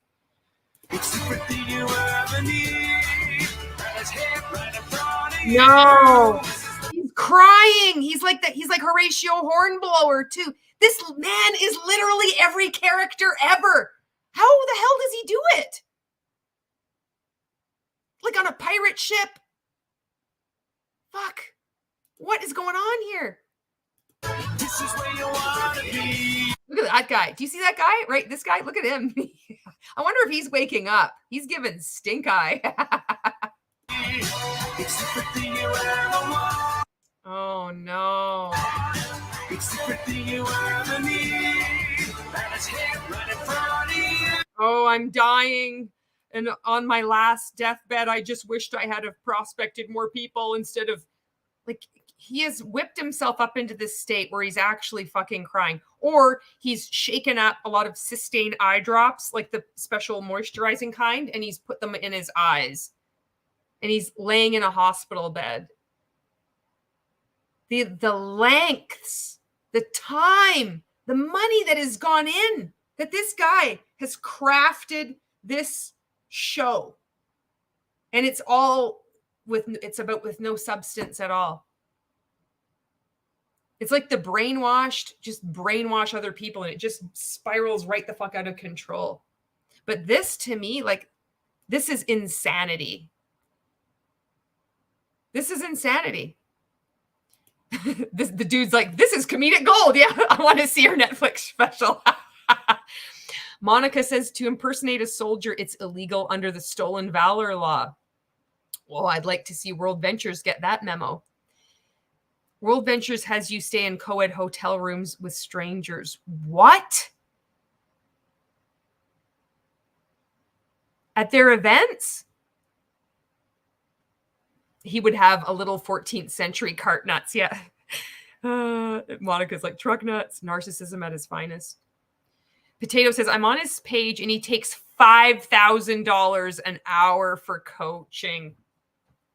Oh my God. $5,000 an hour for coaching from this man. And I bet you he will give you like really incredible acting advice, like a presence on stage, because his performances, I don't know if you've seen him at The View. Everybody has talked about this. This man is an international phenomenon. The range, the skill that one man can have just to deliver such a powerful presentation to nations across the world. You saw people in the audience holding up various flags. They're all going out there and they're selling vacations until World Ventures went belly up. It's well worth $5,000 an hour. You were going to save up $5,000 maybe go on a big trip yourself, or maybe you're going to save it up and you want to buy a house. No, you want to spend it with Marc Accetta. You want to spend it with this guy. His command of emotions, you got to really, you don't know what it's like, you guys. You got to really channel all that inner pain, all that adversity and obstacles that you suffered in your life as 15 years of as being a director of training in World Ventures, and you make it come out on that stage during this event, and it's going to change people's lives. You're going to show up powerfully. Say what you will about Marc Accetta, but wow, he plays to win. Oh, God. Denise is like, I will not pay even a penny for that clown. Yeah. No kidding. All right, let's get through this because we got lots more to get through.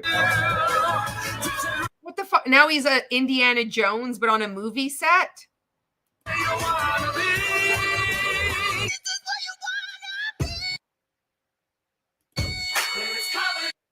Oh, this is him as a mask. Look at, I've got that video clip. Marc Accetta, you're a warrior. You're an absolute beast, man. God bless you.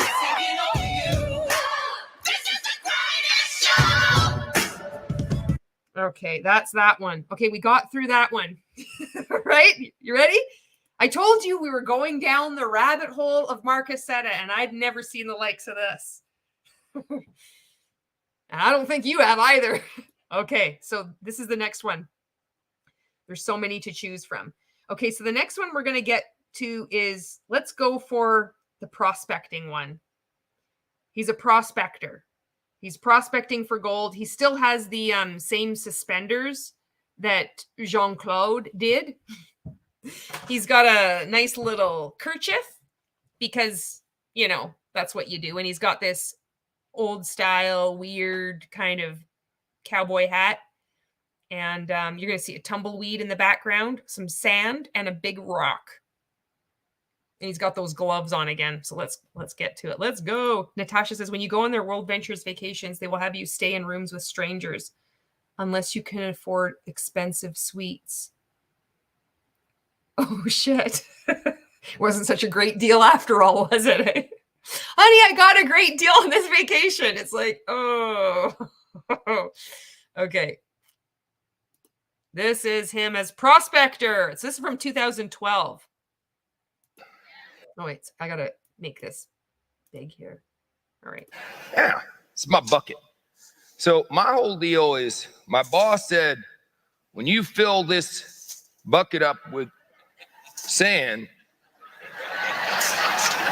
My old boss said, when you fill up this bucket with sand, and the audience is laughing because you see the sand is going through the hole in the bucket, but I keep putting the sand in the bucket.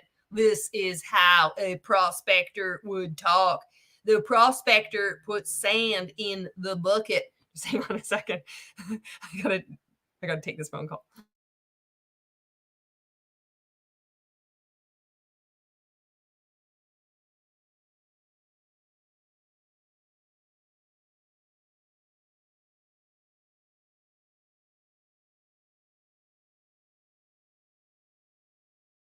Okay. So with your prospecting, he didn't even do his research about prospecting. They don't like just take it and put it through sand. You know, come on, Mark. Is he really doing the accent? Yeah, he is. You're going to hear. Monica, were you here when he was doing the Jean-Claude Pierre accent? This is nuts. You can't make this shit up.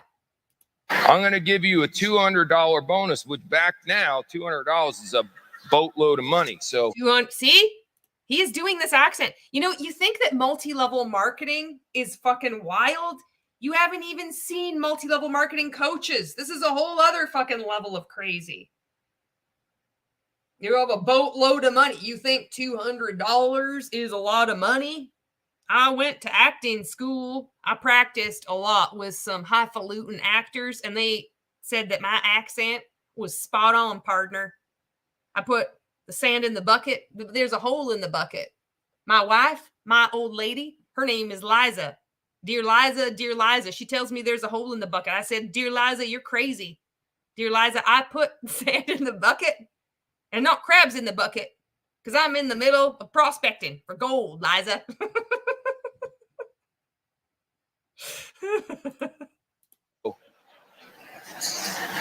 So I'm just going to go ahead and fill this bucket up with sand.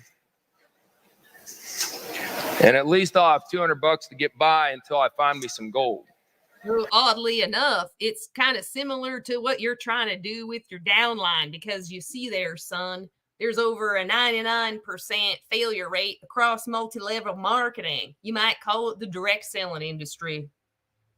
You might even call it social selling. Hell, you might even call it social sharing for all I know. But what I do know is that even on top of that over 99% loss rate, there's a 50 to 80% churn rate, son. Churn like butter. You stick your hand on the handle and you turn that butter. You churn it. 50 to 80% per year per multi-level marketing company. That means people don't stay a year because they can't, because it is a fraud. They go from one company to the other company. And when you're sitting at the top of a pyramid scheme like you are, Marc Accetta, you got to keep recruiting, because that's the only way this house of cards works. You put the sand in the bucket. Monica says, I'll want to watch the replay later on. Oh my God.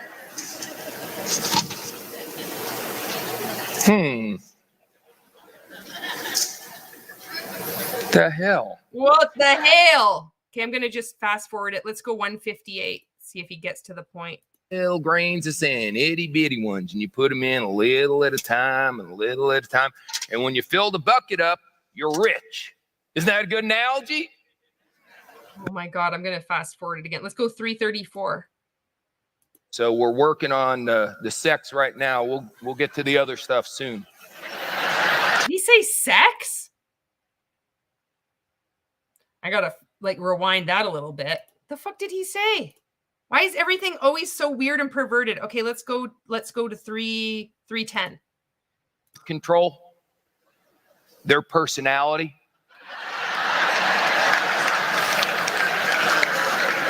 I don't mind to get too suggestive with you or nothing. I was sort of referencing sex right there. Oh, I heard right. What, like Monica says, what does this have to do with business training? He's got these red suspenders and those same gloves. He's like on his hands. He's on his knees and he's scooping up sand into a bucket with hole on it. Okay, we're going to fast forward it. Okay, let's go 510. People are going through the hole in the bottom of your bucket. We get it. There's a hole in the bucket. Okay, 651. Some of you are over swinging the pendulum when it comes to motivating your people. Wow. Do you think this might qualify as over swinging the pendulum when you're going to motivate people? How many costume changes do you go through? Why are you pretending to be Horatio Hornblower or Van Gogh or Albert Einstein? Albert Einstein. You don't think that's over swinging the pendulum? What the fuck would you describe as over swinging the pendulum? My God, man. Let's go 736. To take care of the infant. I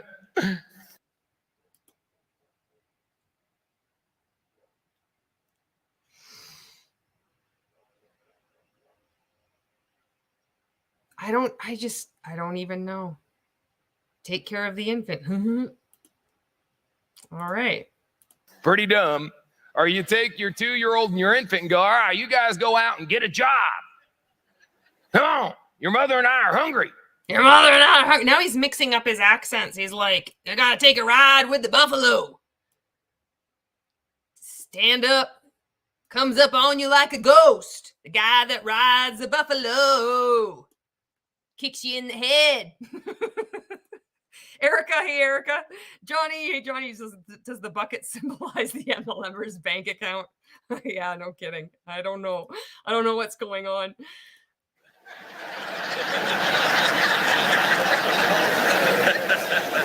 You should be the one bringing home the bacon there, bozo. Yeah, bozo. You big dumb bozo, bringing home the bacon with my cake pan, putting it in my bucket with a hole in it. A hole right in the middle. Got my infant and I got my baby. I got my buffalo that I raised after it was a baby, after I accidentally killed its mother. And then I decided to ride that buffalo. And people would say, there is no way a man can ride a buffalo. But you would be mistaken, ma'am. I can ride a buffalo. And I will fill up this bucket. And I will become a millionaire. That's that one. All right, on to the next one. Okay. The next one that I've seen. Oh, I want to show you the mask. Okay, where is it?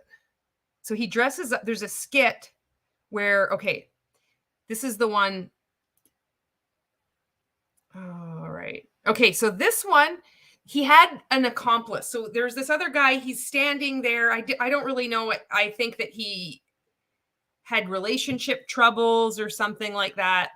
And then he's doing this monologue that something needs to happen in his life. So then he's going to walk over to the wall and he's going to be like, what's this? Like, the acting in this is incredible. I'm sure these people would have no problem like landing a movie role, like major motion picture. It's fucking amazing. And he puts the mask on and then you're going to see Marc Accetta come out as like Jim Carrey, the Mask. He's got his face painted green. And then that's where I had stopped. So after that point, I have no fucking idea what he's going to do. Because when I was like getting ready for this video, this live stream, I was just like collecting the videos, opening them up, opening the tabs. And I'm like, oh, fuck, I'm just going to wait on this one. But I did see at like this point. So let's see. Melanie's like, Julie, you have made my day. What in the heck can people eat this BS? I know. This is the thing, right? Like, it's just when you're in it, you don't see it until you get out. So hopefully with more and more of us talking about this, pointing out how ridiculous this behavior is, how your money goes to these clowns. Like Marc Accetta. How much money did these costumes and these props cost? And they're all getting paid by these people that are so excited and they really believe that this is a legitimate business, you know? They're trying to recruit people and they love going on these vacations. And, you know, on the outside of this, it's just like, what in the fuck? You know, if people can avoid getting recruited into these things in the first place, then this stuff wouldn't happen. So Potato says, I saw corn better than that. All right, are you ready for this? Because this is all, I know this is going to be cringe just based on what we've seen. It's going to be great. All right, let's go. Man, gotta figure out something. What is this? Oh, yeah. I know what this is. This. It's one of those things that my brother went on some trip. I don't know. It's supposed to be like something special, but whatever. I don't believe. Oh my God, you're not even going to believe this. I also have a mask. I went on a trip. It's got a lot of dust on it. I purchased this from Nepal years ago. I picked it up off my wall. It's like this was meant to happen. Wow.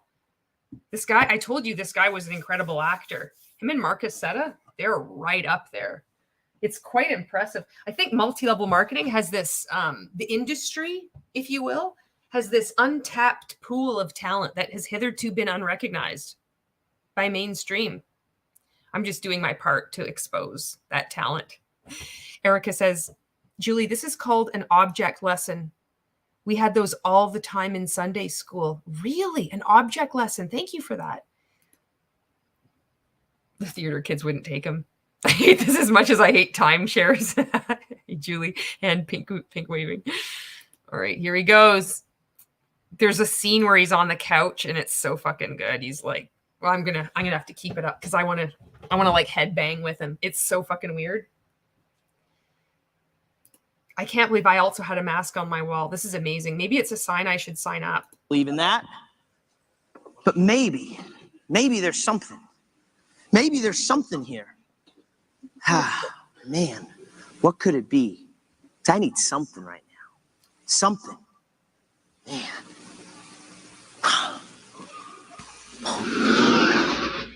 Oh no, it's on his face and he can't get it off. He's reenacting Tim Carey's. Oh no, there's lights happening. What's going on? It's attaching to my face. I think I'm turning into another person. I really needed something in my life. I felt so vulnerable and desperate. I'm feeling the power, the control, the creativity, the artistic expression. What's happening? Here we go.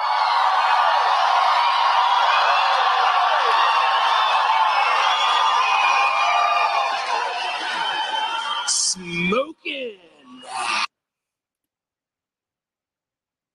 That was a smooth transition. I wonder how in the world they managed to change from the guy on the couch to all of a sudden being fully costumed. That was incredible. Holy shit. Wow.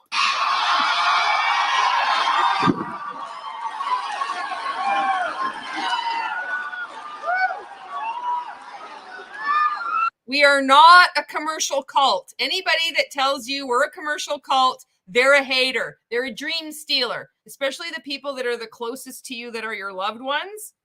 Don't be listening to them. We are definitely not a cult. Who was that loser? It was somebody that had a scarcity mindset and they were a disgruntled and failed MLM rep. They weren't focusing on retail sales. They just tried to recruit people. It's time for me to meet a few future ex-wives.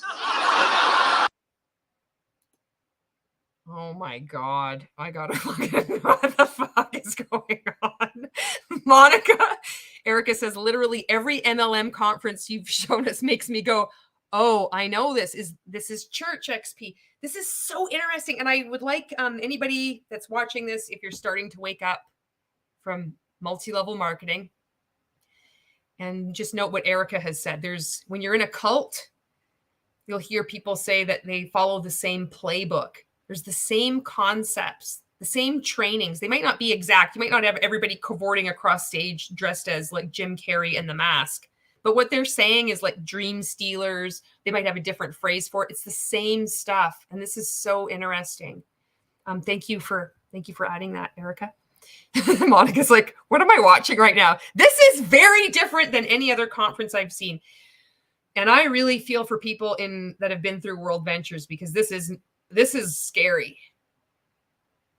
So there's been people that in World Ventures where they're asked to serve at these conferences, and it's considered a great honor. And they're kept so busy from like dawn till dusk. It's like service is like the greatest thing. And they're given a lot of accolades. They're given a lot of exposure within World Ventures. And so people are like, wow, like, oh, you're the person that's, you get to serve at this year's event. They're handing out pamphlets. They're doing all this shit. They're missing all this training, which they're not missing anything at all, but they're working their assholes off, and they're kept in even more because of this extra responsibility and this visibility within the group, because they're going to feel they're going to let people down if they were to like let off the gas, if they went to bed, or if they were like, I can't participate this year. It's so fucking weird. World Ventures is a whole fucking weird can of worms. This would be great for Mystery Science Theater. Denise Lopez is like, no freaking way. This is so cringe. Would he get angry when I call him the Wicked Witch of the West? He'd probably get angry if you just look at him the wrong way. He does look like the Wicked Witch of the West. Look at him. Hey, my pretties. Johnny, this is fucking nuts. Giant fucking truck nuts. Monica's like, my brain can't compute this. How do these people not see through this? And that gives you a good idea of how brainwashed we are when we're in MLM. This is how brainwashed you are when you think that this is normal. You think that this is motivational. You saw all those thousands of people cheering, holding up their flags, so proud. This is what it gets to. So you think, oh, I'm just going to book a trip through World Ventures. I'm having a really good time here. Oh, I've never gone. I'm not in a commercial cult. It's like, that's weird, because I'm looking at one of these trainers, Marc Accetta, and I'm watching his YouTube videos, and it's really fucking disturbing. Oh, well, when you're in a cult, you really can't see it. It's so fucking wild. I know it's wild, and I was in one, and it's wild to me, It just goes to show like how brainwashed we get. I remember when I was doing those 14-day challenge videos, that's what I think back on. And this might be what, maybe if you've been in World Ventures, I don't know. But this is what it's been like for me. When I was looking back at those 14-day challenge videos, I remembered something completely different. What I saw was like, I was seeing this. I did not see this when I was in at the time. I saw something completely rational. I saw a training that made sense. It was amazing marketing techniques. This is how you do a Facebook Live video. This script is going to it's going to be non-offensive. It's going to get to the point, and you're going to be able to recruit people effectively with this script. But when I watched back on it, Ray was talking nonsense. He didn't make any sense. He'd go off on tangents. He'd forget what he was talking about. He'd get all mad. And it's like, and then I'm like, what in the fuck did I see? Like, how did I not see this? I wasn't seeing it. And maybe that plays a part for you if you've been in World Ventures or another commercial cult or a cult. I don't know. I'd like to hear your thoughts, because that's been a part for me. I really didn't see what was right in front of my face. I was seeing another reality. It's so fucking weird. But it's like, look at this. So you can have a guy with green face paint on and a yellow jacket, and you just don't see it, Julie's like, LOL, definitely not a cult. Nothing weird here. Your friend is a hater. This is all you need to know. Denise, the worst is using movie personalities, which means something different for others, using for this BS MLM. They deserve to be sued for copyright worm ventures.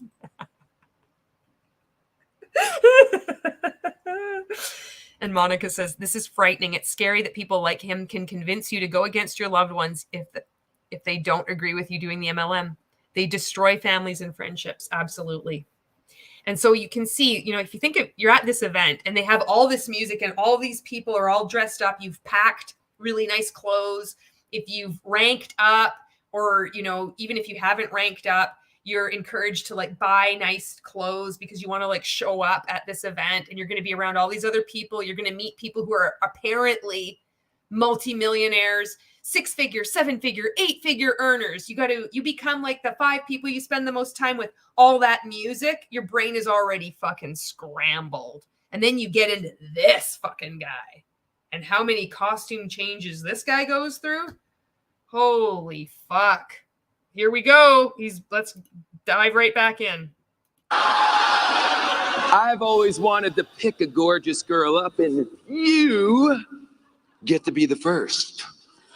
Oh my fucking God. Can you imagine your boss doing this, or your like the CEO? I wonder who that woman was. I wonder if there was like a contest. Oh, I got to be on stage with Marc Accetta. Oh my God. Oh, I feel so sorry for this woman. Oh, this is so fucking messed up. This is messed up. What is going on right now? And he's doing this in full view, stadium of thousands of people. And people will say multi-level marketing companies aren't cults.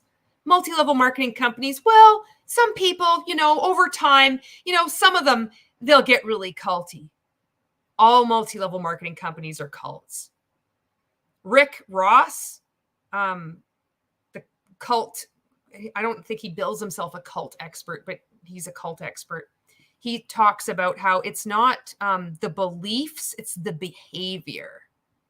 And you look at the behavior. So even if you think of the BITE model, behavior, information, thought, emotional control. And along that continuum, it's very easy to see if something is a fucking cult. Not when you're in it, you can't tell. But you can just keep constantly reassessing and asking yourself these questions. How far along that influence continuum am I, according to Stephen Hassan? Can I leave at any time? Or am I going to be called a demon or a hater? Am I going to lose all my friends? Am I told that I should not talk to my friends or family? Well, no. Well, then you're not in a cult. You are in a cult if you're like getting more and more things like that. Information control. Don't look at the news. It's so bad. It's negative. Especially don't look at it before you go to bed at night, because that's going to program your subconscious and you're going to self-sabotage yourself. You're in a fucking cult. Emotional control, all of these things. If you just think of that BITE model, behavior, information, thought, emotional control, is it on that influence continuum? Is it safe? Like, can you leave at any time? Are you allowed?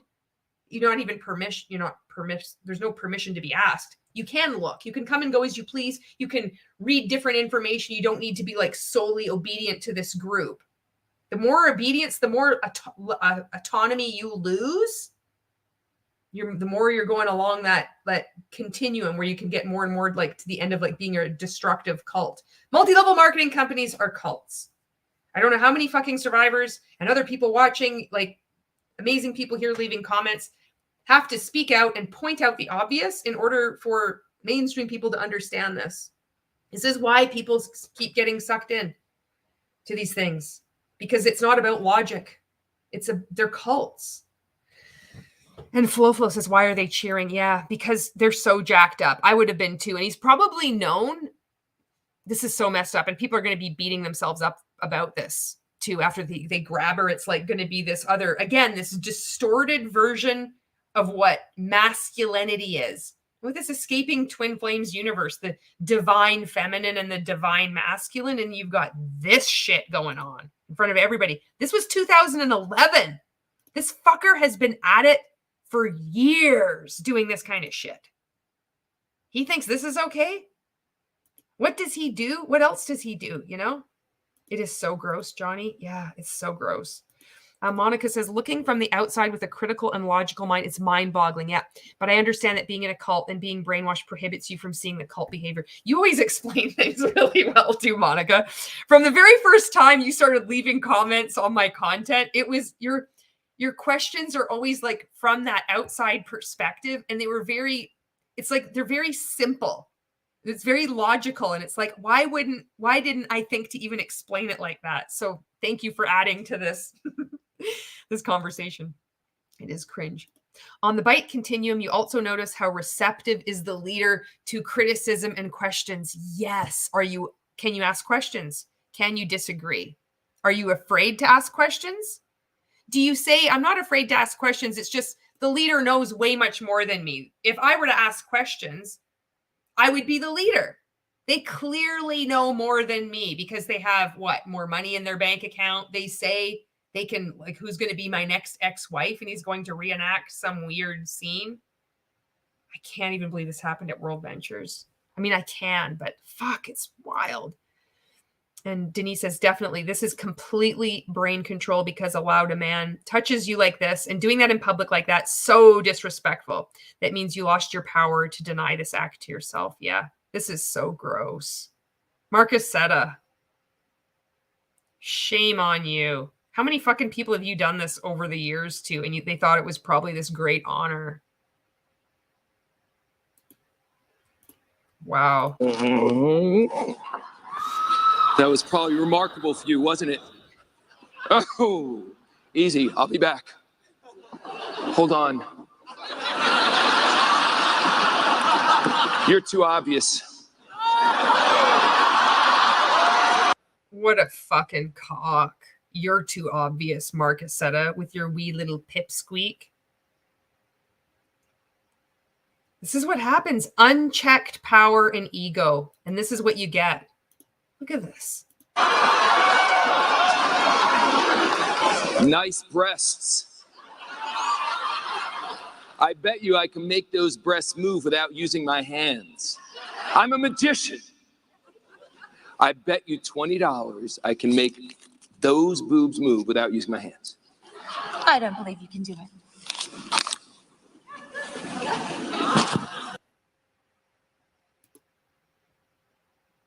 Well, look at that. This is Marc Accetta, MLM coach. This was 2011. I don't know how many times this individual has done this, reenacting this. I don't give a fuck about what you might think informed consent is. This is wrong. This is revolting.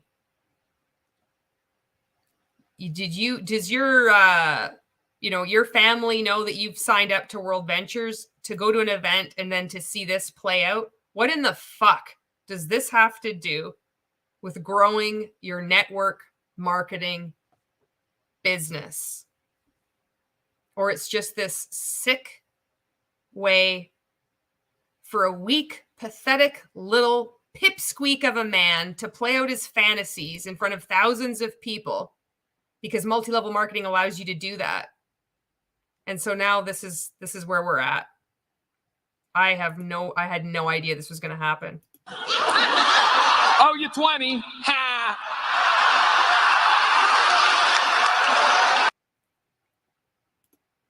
This is the only way. Like, I wonder if he's actually married. I don't know if he is or not. But this is a predator.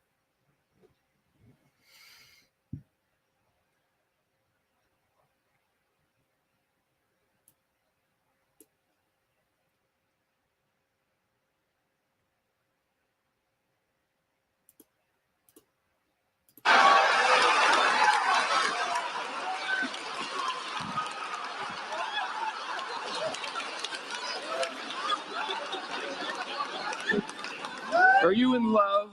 I mean, currently, because if you are, I'm not the kind of man who would impede upon another man's happiness. But if you're not, then I need to know, because you glide. And women who glide need men who make them thump. And I can make you thump, baby. Make me thump, baby. All right. I have to go take a pill. I'll be back in an hour.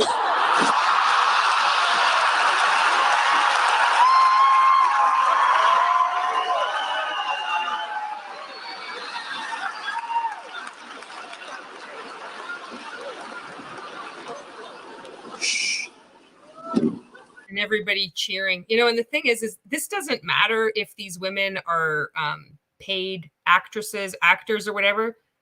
The fact that he's doing this and he thinks this is okay is disturbing. This is wrong. This is really, really fucked up. And if you were in World Ventures and you were a part of this, I am so sorry that you saw this, that you were part of this, and that you thought this was really inspirational and that you thought this was okay. He is modeling behavior now. And you're going to see like the uplines and the other leaders that were on the stage was like, Marc Accetta is a beast. That fucking guy with the long hair and the fucking tattoos. He was in the front row of that other video where they're all pretending to be army. Fucking joke. This is disgusting. I knew there was creepy shit going on with this weird masculinity and femininity. I had no idea it was going to go like this.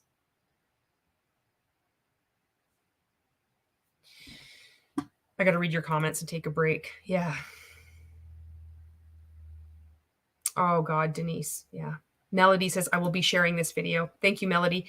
And if you know, something that you can do is, any anti-MLM content creator, if there's maybe if somebody that you know they're starting to question multi-level marketing, or people that are thinking maybe they've never been involved in multi-level marketing, that's a really good time to expose them to this kind of content. It doesn't need to be mine. It can be anybody's. But start sharing this information. Start having these conversations with people. Like integrated multi-level marketing reps certainly have no problem interjecting their cult into every conversation they have.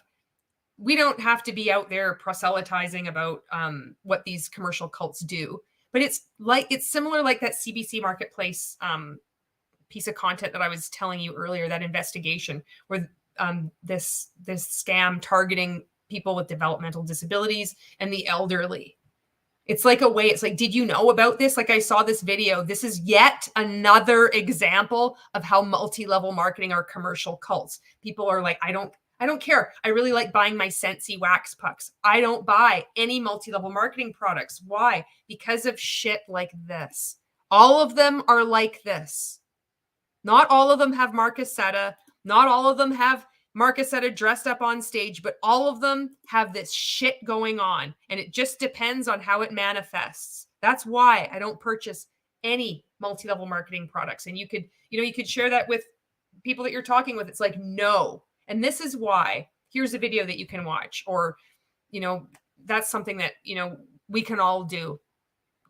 Encouraging this awareness to get mainstreamed. So people aren't surprised. I'm surprised. And I was in this shit, Denise is surprised. She was in this shit. How many people on here that have been in multi-level marketing are floored, Oh, yeah. Glenn says, this guy is too silly for words. Yeah. This is training, says Johnny. This is not masculinity. It's criminality. Yeah. He really thinks he has swag. Imagine wanting to emulate him. Yeah. I think I'll go recruit some people. So, how are you, sir? What's your name? I'm John. John, you didn't know it there for a minute. Okay, John, let me ask you a question. You want to get in my business? It's a travel business, make a shitload of money. It's awesome. Want to do it? One of those deals. One of those deals? Yeah, one of those deals. One of those deals. What do you do, John? Another. Wow, yeah, you're so powerful. Is it a pyramid scheme? Is it one of those deals? Oh, what do you do? Are you a janitor? How do you think you're going to get time and money freedom? Oh, this is it. Perplexing question. What do you do? Sit down, John. You don't qualify. You don't qualify because he asked a question. This is fascinating. So he's debasing people who critically think and say, is this one of those deals? Is this one of those deals, John? Is this one of those deals? Oh, shoot you with water from my gun in the face. Sit down, John. You don't qualify because you're the prize in multi-level marketing. Don't you know? He's going to strut around. Oh, I can see how this would be very effective. Qualify. How about you? You want to get rich? Don't back up. You're a big man. What do you want? You want to get rich? Fuck you, Marc Accetta. I would love this. How he's just doing this even on stage like that. What an idiot. Fuck, I need a break from this. This is just getting me mad. I'm going to like go punch the air. Glenn says, LOL, don't qualify. My dad uses that tactic. The truth is everyone qualifies. Exactly. Erica says, Julie, I love how you always punch up. You go after the powerful people rather than the rank and file Huns. Yeah. Because most of the rank and file Huns are brainwashed. They're like me. They didn't know what they're doing. And I see that it's really helped me seeing people punch up too. It took the mystery out of Ray when I would see other anti-MLM creators just point out what a buffoon he was. I was already starting to see it, but I could see even more when other people were doing it. It gave me the courage. I'm like, you know what? I can do this for other people too. Just taking the piss out of someone. It takes that air of mystique, or like he really thinks he's something else. Like, look at this guy. He's like walking and he's like bumping with this guy with his chest. Don't back away. Like he's so powerful. This is a great example of multi-level marketing though. This is how they recruit. I'm the prize. I'm so great. He's exaggerating the method of recruiting people as if everybody is a target. Everybody is a prospect. And you just talk down to them. If they're very agreeable, then that's great. But it's like if they even ask a question, shoot you with the water gun. It's like qualifying you. And you've reached Melanie. It's really refreshing how you just say exactly what you mean and don't sugarcoat stuff. Oh, thank you. You've reached Melanie. Another amazing anti-MLM creator right here. And Factress says, critical thinking, you don't qualify. Yeah, that's right. Rich, Already got a good job. you already have a good job? A good job? A job. A job is Oh, Glenn, hang on. I bet you it's coming. Bet you've heard this one for years, probably over 20 years. not good. That's an oxymoron. You go to the back of the class. You don't qualify for my group either.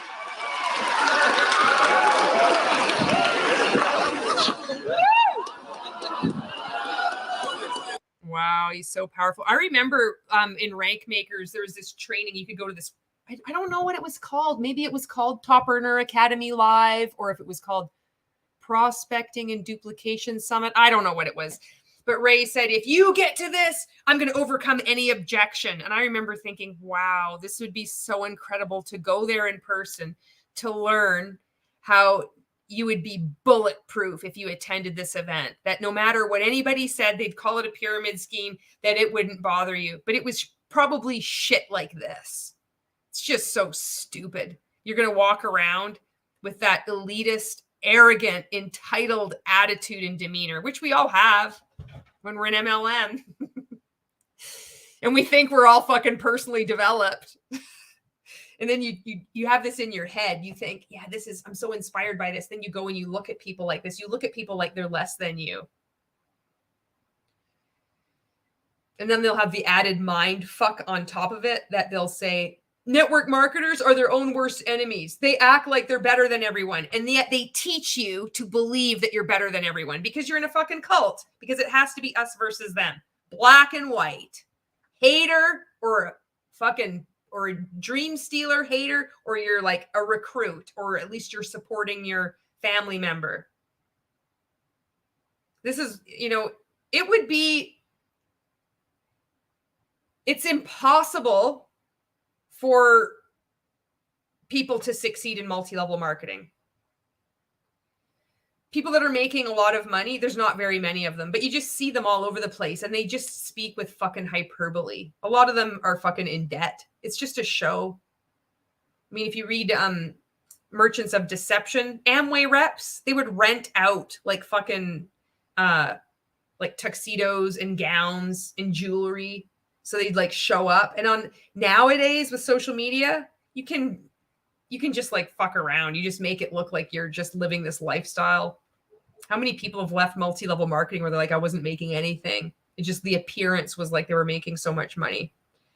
But even if you could try to like recruit somebody, this training will chase anybody that you might have recruited away.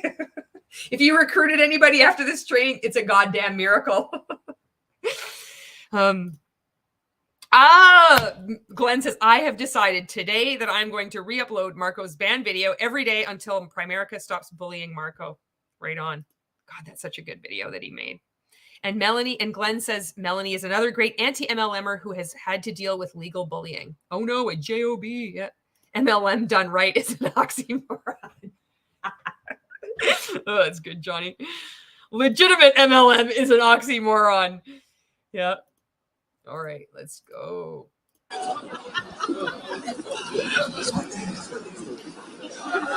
You know how many people are so excited hoping that he squirts them in the face with his fucking water gun? I am not shitting you. You're going to fucking see. I bet you he's going to be fucking coyfully or I don't even know the fucking word. I'm trying to say like coy, but I'm making it another word. But I do this because I was in a fucking cult. I like to make up words and definitions of words. I can't help it. I'm an ex-hun. Officer on board.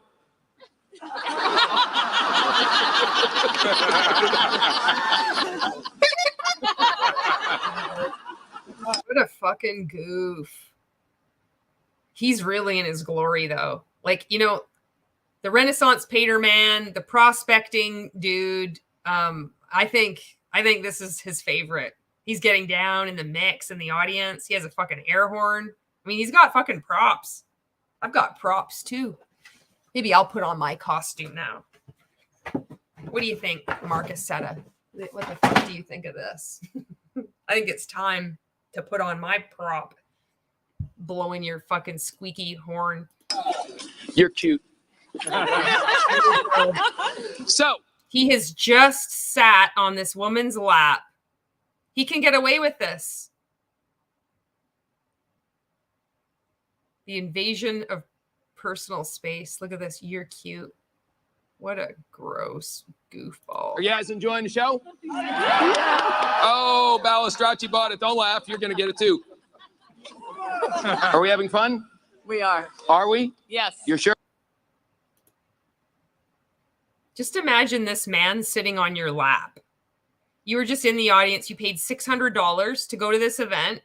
And this green mask where it's not fitting all the way down his neck. You can see his skin color. They're like peeking out at the base. And he's just walking around with his air horn and a squirty gun. He sits on your lap and he asks you twice, are you having fun? Are you having fun? He's just sat on this woman's lap. This is considered an honor. This is one multi-level marketing company. Just one. One out of many. You might not even have heard of this one. It's called World Ventures. But this Marc Accetta, he's coached people from all different kinds of multi-level marketing companies. Just like fucking Ray. I've been speaking with people from different countries lately. They're starting to wake up. I mentioned this at the beginning, and they know about this Marc Accetta too. What these people have done globally, it's atrocious. Sure? Yes. Good. I'm glad to hear that. So here's the deal. Many of you are... His arm is around her now. So cavalier. I would punch this man in the face. Like, I really would. If I knew how to punch. I think I would fish belly slap him in the face. I think I would be more effective if I did this. And I think this would be more humiliating to him. I would run this plastic fish named Slappy under the faucet. I'd get him wet. It would like drip off. But it would leave more of an imprint, I think. And I would fucking wind up and I wouldn't have no problem. He sat on my lap.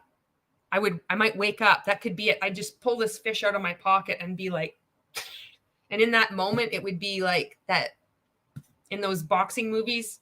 It's like, and it like hits their face and it's like slow motion. It's like, and it's like the spittle goes out. It would be like that with Slappy. This is coercion. This is what's going on right now. I got to read your comments. Glenn says, yeah, Julie, but this helped her become a multimillionaire. Yeah. The most common type of cult in the world is MLM. Yeah. Lisa says, I love your crown. Who would want that? Yeah. Kendra, he's the type to call everyone sweetheart or honey. He is totally, and walks around like everybody wants him. Oh, fuck. Julie with Slappy and a tiara is iconic. It's like,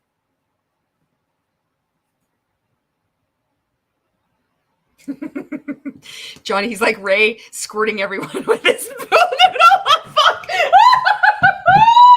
Oh, Johnny. Potato Supreme. In a cult, you can't reach people with logical reasoning. But if you ridicule the leader and make people laugh at him, something may change. Yes. Yes, that's so well put. Yes. This lady's husband is like, what? Yeah. Marc Accetta sat on your lap. Oh my God. He put his arm around you with his air horn. Oh my God. Are acting like Dave was in the beginning. Pathetic. You're so afraid of what everyone's going to say. What are they going to say? Well, let me tell you something. They're already saying what they're saying, whether you invite them into our business or not. If they don't like you, they don't like you anyway. If they think you're crazy. No, Mark. What they don't like is that they're getting sucked in. They see their family member getting sucked into a commercial cult. And they see you dressed up with a yellow jacket and a green mask over your face. And you're sitting on a woman's lap that didn't invite you. You didn't ask her consent. You just plopped down on her lap. And then you're lecturing to everybody that they just hate you. They don't want, no, you're in a fucking cult. This isn't a business. This isn't a business model. This is fraud. It's a racket. It's a cultic racket. It's a criminogenic phenomenon. That has many syllables, Mark. You might want to look that word up. Crazy. They already think you're crazy. So why don't we tell them about the pyramid thing and remove all doubt? Great. I can't wait to hear. What do you think Mark is going to say about the pyramid thing? He's like squirting water behind him because he's so cavalier. Oh my goodness. Let's hear what Mark has to say about a pyramid scheme. Oh, we need to just squirt water in their faces and debase them. They're so stupid. Can you imagine? Like, this is what you think of. Like, this is it. This is what the top of the pyramid looks like. This is what it does to a person. You start acting like this. And you have all these people that are brainwashed looking up at you adoringly.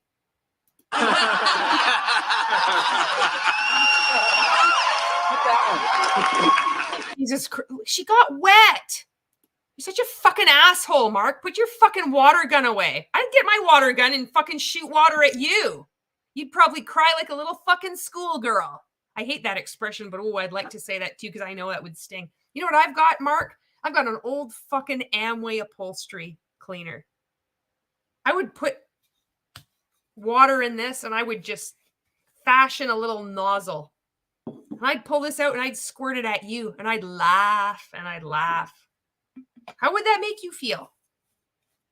It's so stupid. You treat people like garbage. This woman dressed up nicely. She's very excited. She's paid a lot of money to be there. And you're walking around with a fucking water gun, pretending to be Jim Carrey. Jim Carrey would come up and hot slap you with Slappy too. It's like, what the fuck? What the fuck are you doing? Like, who the fuck are you? Why are you imitating me? Why? Oops, dropped my microphone. Hold on. Why are we so concerned about what everyone thinks? Because we have loved ones and friends. And you're normally concerned about what people in the real world are saying. Because you need to be grounded. You need to critically think.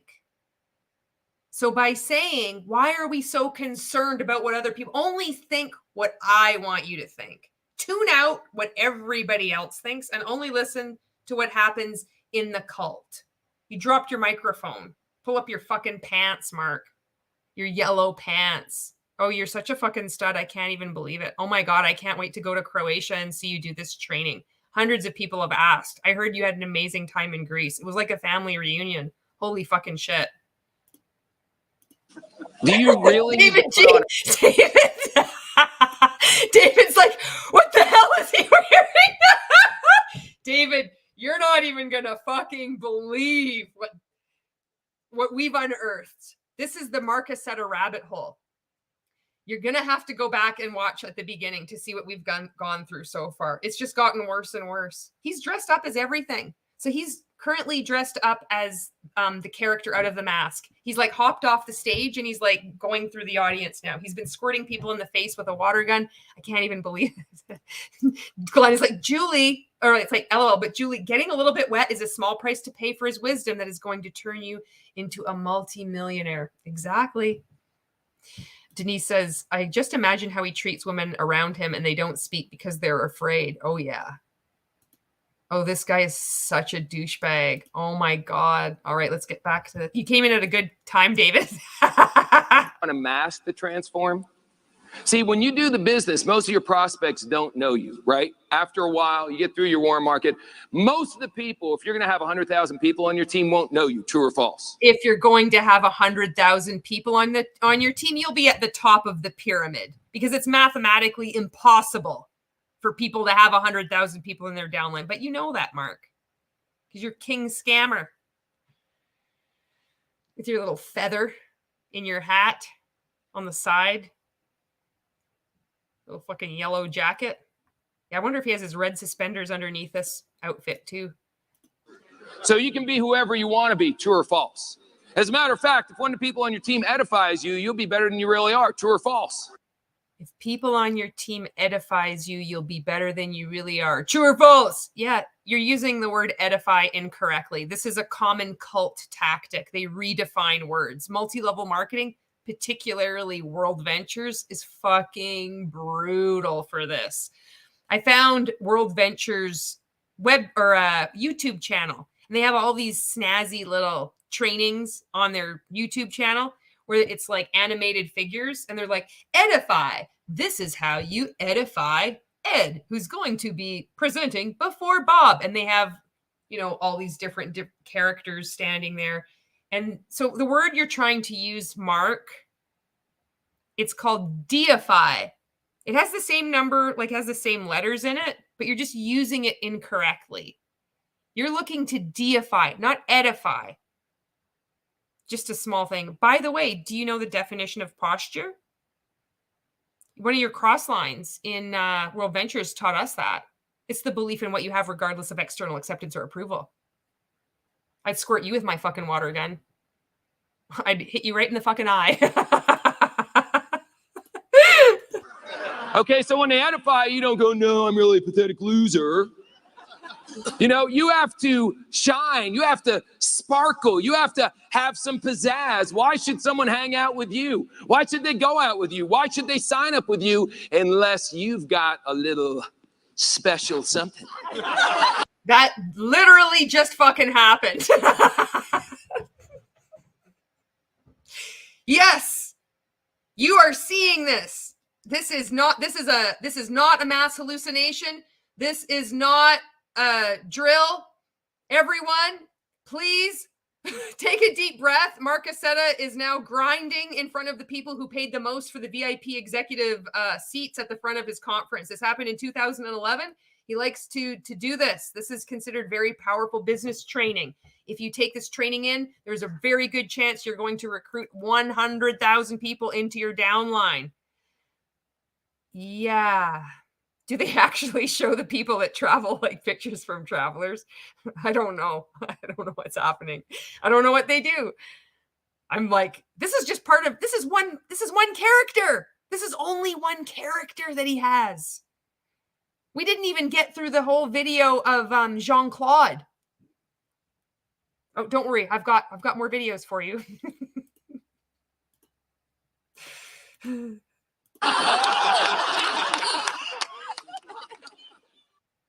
Oh, he chose to end it there. There we go. All right. I'm going to read your comments and we'll go to the next video. Saying a lot without saying anything at all. He's not said anything about how to sell or even recruit. Nothing that would help you in the MLM. Yeah. David G is like, nah, I'm asleep. This is a nightmare. I need to wake up. You're like pinching yourself. I can't help it. It's like Inception, where there's got to be the sign. It's like this spinning thing at the end. It's like if it keeps on spinning, oh no! I must have had some bad mushrooms last night.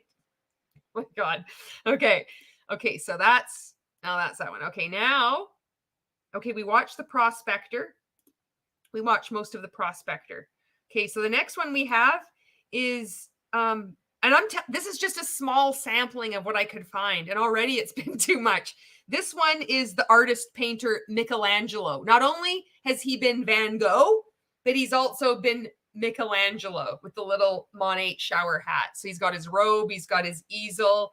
So this is going to be Marc Accetta, artist painter Michelangelo. Wasn't that an incredible last training though? I mean, everybody, you probably need to have a break and, go get some water, go to the bathroom, and then rush to your seats back so you get to see his next character. A totem. How could anyone fail after getting all that wisdom? Exactly. Denise says, seriously, they pay him $5,000 for that? Heck no. All right, here he is. Oh, this one. All right. Being an artist in general. Oh no, the accent is back. Yes.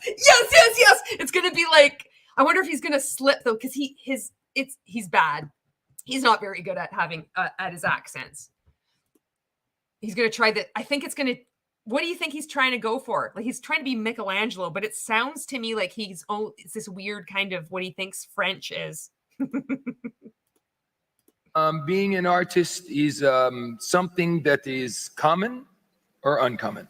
It is something that is common or is uncommon. Something like being in multi-level marketing is something that might be common, true, or false.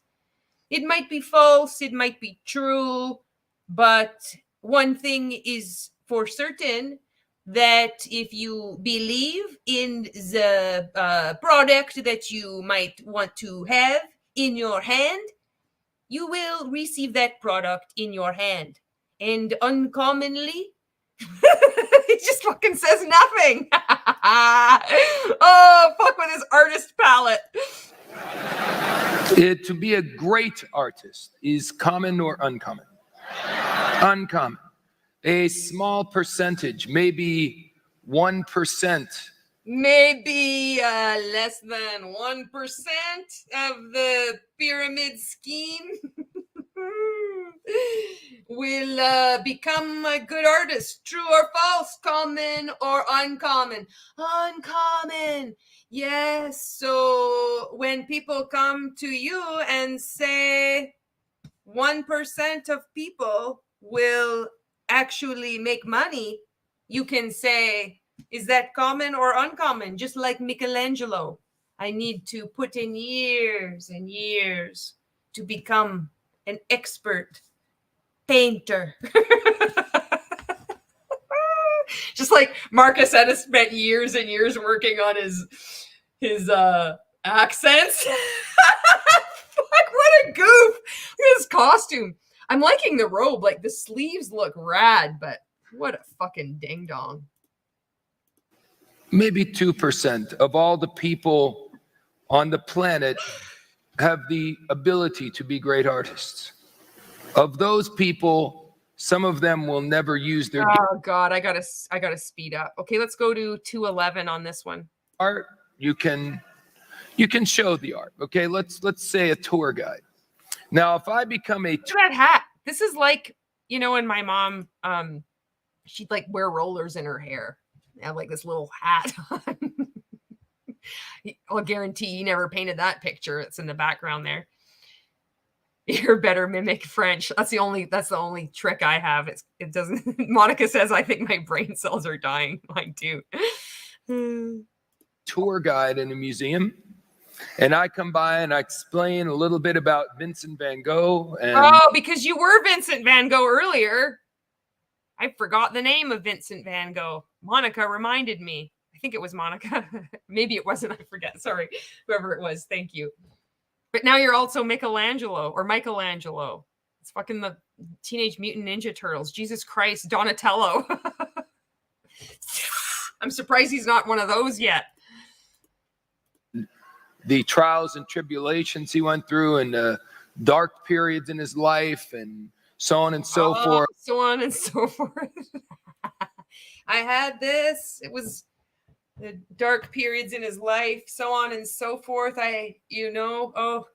Oh my goodness. It is remarkable. It is common or uncommon. Oh my goodness. And why he paints the way he paints and why he uses the colors he does and his brush strokes and so on and so forth. For me to be able to learn that and explain it, do I have to be an excellent painter? No, you just follow a duplicatable system. It's exactly like Michelangelo and Van Gogh. You don't understand. My business is duplicatable. You don't understand. We sell insurance. You don't understand. Primerica is definitely not a commercial cult and a pyramid scheme. Neither is WFG. Have to be able to duplicate that greatness in order for me to be a tour guide. Interesting. Over there, we have a Monet. We do. It's right here. He fucking knew. It's a Monet. It was an ex-Monet, hun. Over here, we have a Monet. Oh, I know. You think he's referring to Monet. The pastel colors, the way he did the little water brushes. No. He did a little slip of the tongue there. He knew. Years later, 2023, it's going to be this disgruntled, uncoachable person that vibrates at a low frequency to be reacting to his video. It'd be a fucking ex-Monet, hun, of all things. My God, this man is a visionary. Kalika! Oh my God! Oh, you're not able to stay long. Oh, Kalika. Great content creator who was also in Rank Makers and World Ventures. If you want to check Kalika out, she makes great content. So yeah, I have not seen this before, Kalika. This is wild. I don't have the words for it. Denise, I'm glad I don't smoke weed because I'll be on the floor. For someone who's in a travel MLM, he is wildly uncultured. Yeah, no kidding. He's like this. He is a legend in his own mind. He's another Coconut Joe. I idolized Mark. I can see why. I really can. We just went through the clip where he was dressed up like Jim Carrey in The Mask. It was fucking weird. He went out into the audience. He sat on a woman's lap. And he has his water gun. He's shooting it out. And he's got his arm around her. He's got his air horn. And then he gets up. He starts grinding in front of the front row audience with his yellow pants. He's like a little something. It's so creepy. But I get it. Like everybody in the audience is so jacked up and the music and they're all holding those signs saying you should be here. But this is intense. He was in World Ventures at the same time Ray was in? Because I thought Ray was a piece of fucking work, but Marc Accetta, holy shit. Wow, this guy is a charlatan. He is. He's also Michelangelo, don't you know? Beautiful, amazing Monet. Over here, Leonardo da Vinci in The Last Supper. Some of the greatest artists in the world. All over the world now, people make a living in museums. There are museums in virtually every major city in the world and many minor cities.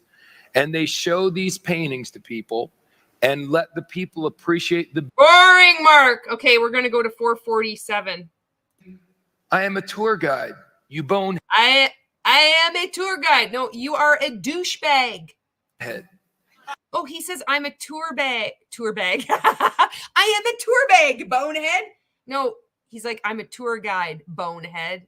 No, you're a douchebag and you're a bonehead. Let's go just back a bit to just make sure you get that right, Mark. I know this can be quite difficult for you to understand the word criminogenic phenomenon. I'll break it down for you. Colors are done and so on and so forth. And someone in the crowd says, yeah, well, where's your painting? Would you get all nervous, or would you say, Mark, you're a fucking idiot. Look at this. Your jaunty little Michelangelo hat and your fucking Renaissance robe. What the fuck are you doing? You're in your 50s. Jesus Christ. Seriously. You need to stop. What in the fuck? I am a tour guide, you bonehead?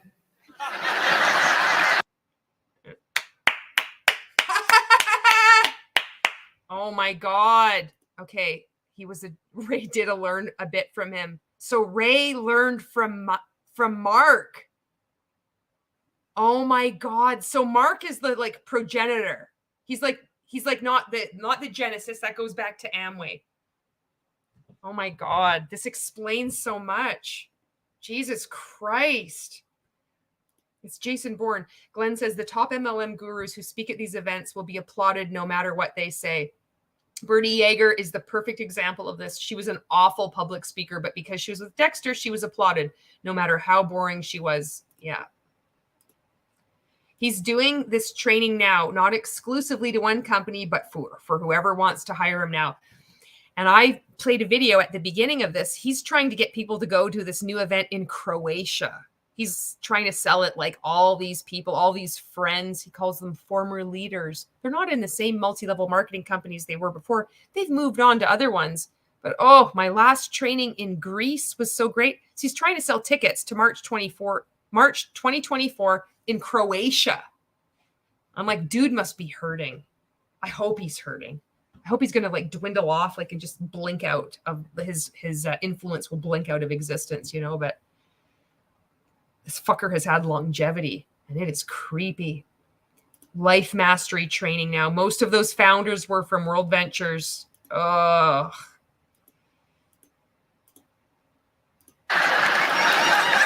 Anytime they insult, and that's the thing, anytime they insult people that are outside of the cult, it's this rousing applause, right? You bonehead, you know? Are you in one of those deals, squirt you in the face with a water gun? I'm going to 545 just to get through this. Painting ability. You can make money pointing out the other great works of art. Now, if you have a desire to be a great artist, then as you are paying the bills by being a tour guide. Oh, stupid. Okay. Nothing at all like multi-level marketing. That is such a fucking reach. We're almost at the end of this, so I'll let it play. Work at being a great artist. If you want to be a great presenter. He actually is like, there is a pencil, an HBO pencil, number 2, shoved right up his asshole right now. And it's actually grown like Pinocchio's nose, and it's gone up his spine, and it's making him stand in this really fucking weird erect way. That's what's going on right now with his posture. You want to be a great leader, fabulous, but you can make bunches of money. Look at his palette. It's all gray. Like, that's fucking it. Look at that. Oh, he's such a mid. Look at this. It's just all gray. He just swirled his paintbrush around. I don't know about you, but I don't think he's an actual artist. I think he might be misleading us about that. Tour guide. Oh my God, we got through another one. We've got some more to go through. I found a lot. Like, I can't even believe how many I found. Okay. Let's see the next one. Okay, we got rid of Lumberjack. Let's see. Okay, we've got a Karate Master now. Okay. Karate Master. Oh my God. All right, I'm going to read your comments. Yeah, coaching is where the money is. Eric is like, yes, more. Okay, here we go. This one is Karate Master. Here he is. How many reality TV shows do you now see that are 100%? The sound on this is horrible. So he says, how many reality TV shows? That's sometimes, you know, if you hear the first few words, you can kind of pick up through the deplorable sound, the deplorable audio. If it gets too bad, just let me know and we'll move on to the next video. Oh, here we go. Kalika says, this is the guy that invited me to dinner because I was at an event in Bangkok by myself. So he made me feel special, got me a seat in the front row, and built belief in me in years. This is the grooming they do to keep you in. I'm going to pull up both your comments right now. And I would just like anybody that's in, maybe you're watching this video, maybe you've been in World Ventures, maybe you know Marc Accetta. I'd like you to take a screenshot of this comment and then the next one. I'll pull them both up. You could even just go through the live comments afterwards. Because this isn't just, it's not just with Marc Accetta, it's with all multi-level marketing companies, but particularly with Marc Accetta, because this is what happened. He's still doing the same shit. They all do the same shit over and over and over again. So let's just read this together.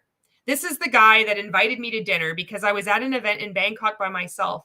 So he made me feel special, got me a seat in the front row, and built belief in me for years.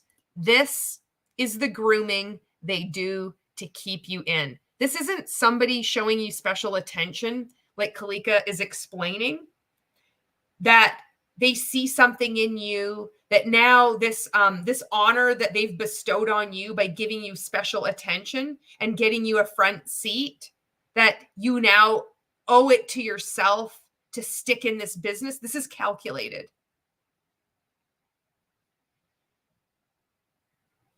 Thank you so much, Kalika, for sharing this. This is really intense. And I know talking about this, even thinking about it, can bring up a lot of emotions and memories. Ones that, doors that were closed and then they open. And there's good that happens when that memories come out, but it's also opening that door again, you know? So thank you so much for saying that, for adding this, you know, you're a fucking courageous woman. And I'm so sorry you had to experience this fucking guy. Bent on humiliating somebody, making someone out to look like a buffoon. When you turn on the news, what is a center when you're put on hard copy in 48 hours and 60 minutes? Are these all shows about boys? I don't know if you can hear that. Is that sound too bad? Like the sound quality is pretty shitty on this one. I don't know if you can hear it. Just let me know. And then if it is, I'll just flick it off. We'll go on to the next one. Bet Kalika.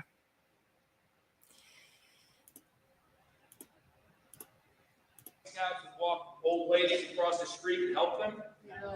Or is it talking about people that are stealing, raping, murdering, maiming, doing all these heinous, horrible things? Isn't it amazing many people will watch the nightly news and go right to bed? Isn't that a wonderful thing to plant your subconscious before you spend the next 8 hours? Well, Mark, you're not planting fuck all in your subconscious because that's not how it works. This is law of attraction nonsense.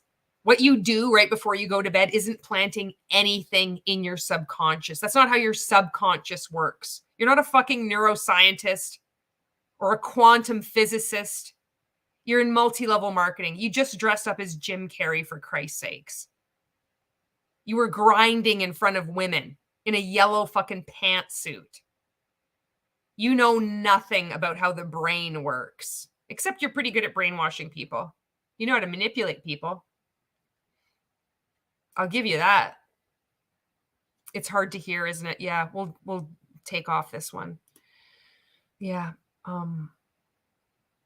Yeah, I thought so. I thought it was really bad. Thanks for letting me know, Lisa. Denise says, just like I say, this man targets women because they're easy to approach and brainwash. Make them feel that special touch, feel they're important. I believe he goes for more, but they're afraid to speak. Oh, and Lisa says it's a little better. Okay, we'll try it again, and then I'll start playing it again. And then if it's bad, just let me know, and we can just go on to another one because we've got other ones that we can look at and laugh at. And Glenn says, MLM companies do not want people to watch the news. They only want them to listen to the top MLM gurus. Yeah, and that's what we were taught in Rank Makers as well. Don't look, and we were taught the same thing. So I think it's funny that what I learned from Ray learned from Marc Accetta. And you know, you're tracing it all the way back to Amway. But it's funny to me because I thought it was new. I thought it was all new. I thought Ray invented it, for fuck's sakes. I'm so wrong. I couldn't have been more wrong. But we were taught that whatever you think of right before you go to bed, your brain is like a supercomputer. You can reprogram your subconscious. So if you put in ideas that you're going to be wealthy, you're going to be able to travel, you want a car, whatever the fuck you want, you put that in your head right before you go to bed, and your brain is like a supercomputer, and it's going to work on all these different ways all night long while you're sleeping. And it's going to figure out a way to like navigate the universe to make that come true. This is bullshit. This isn't how the brain works. I'm sorry to tell you this. If you've been in multi-level marketing and you're starting to wake up and you're still clinging to these things, that is actual bullshit. I'm so sorry for you to hear this. And you probably don't know that Think and Grow Rich is also bullshit. It was written by a guy named fucking Oliver. He made it all up. He never spoke to Andrew Carnegie. There's no evidence that he did. All of it. It's all bullshit. It's a lot to take in. But you're not alone. Healing is on the other side of this. He is a predatory man and manipulates. Yeah. David G says, I hope next time he dresses up like Ace Ventura and attempts to crawl out of a rhinoceros butt. Hopefully he won't. I wouldn't put it past him. And MLM, Glenn says, all MLMs tell you not to watch the news. Dexter Yeager used to, did I just read that comment? Oh yeah, there was another one. Yeah, we were taught that in Rank Makers too, like I said. So let's get back onto this. Okay, so this, if the sound is really bad, please let me know. Yeah, all the terrible, horrible, negative things that are going on. And no matter how positive you are, one person does not outweigh negative. Superman. Are you familiar with Superman? Yes. He was not a karate man, but he was also very powerful. Superman could run faster than a speeding bullet. He could be shot with bullets and have nothing affect him. He could leap taller than a building and all these wonderful things. But there was one thing that made Superman weaker than a mouse. Anyone know what it was? Kryptonite. Now, this is such a religious overtone.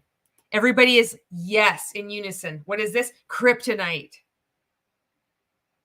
The social psychology stuff going on here, the way they're controlling people is so brutal. Lisa says, as an actual martial artist, I hate it when people use a karate uniform and a black belt as a costume.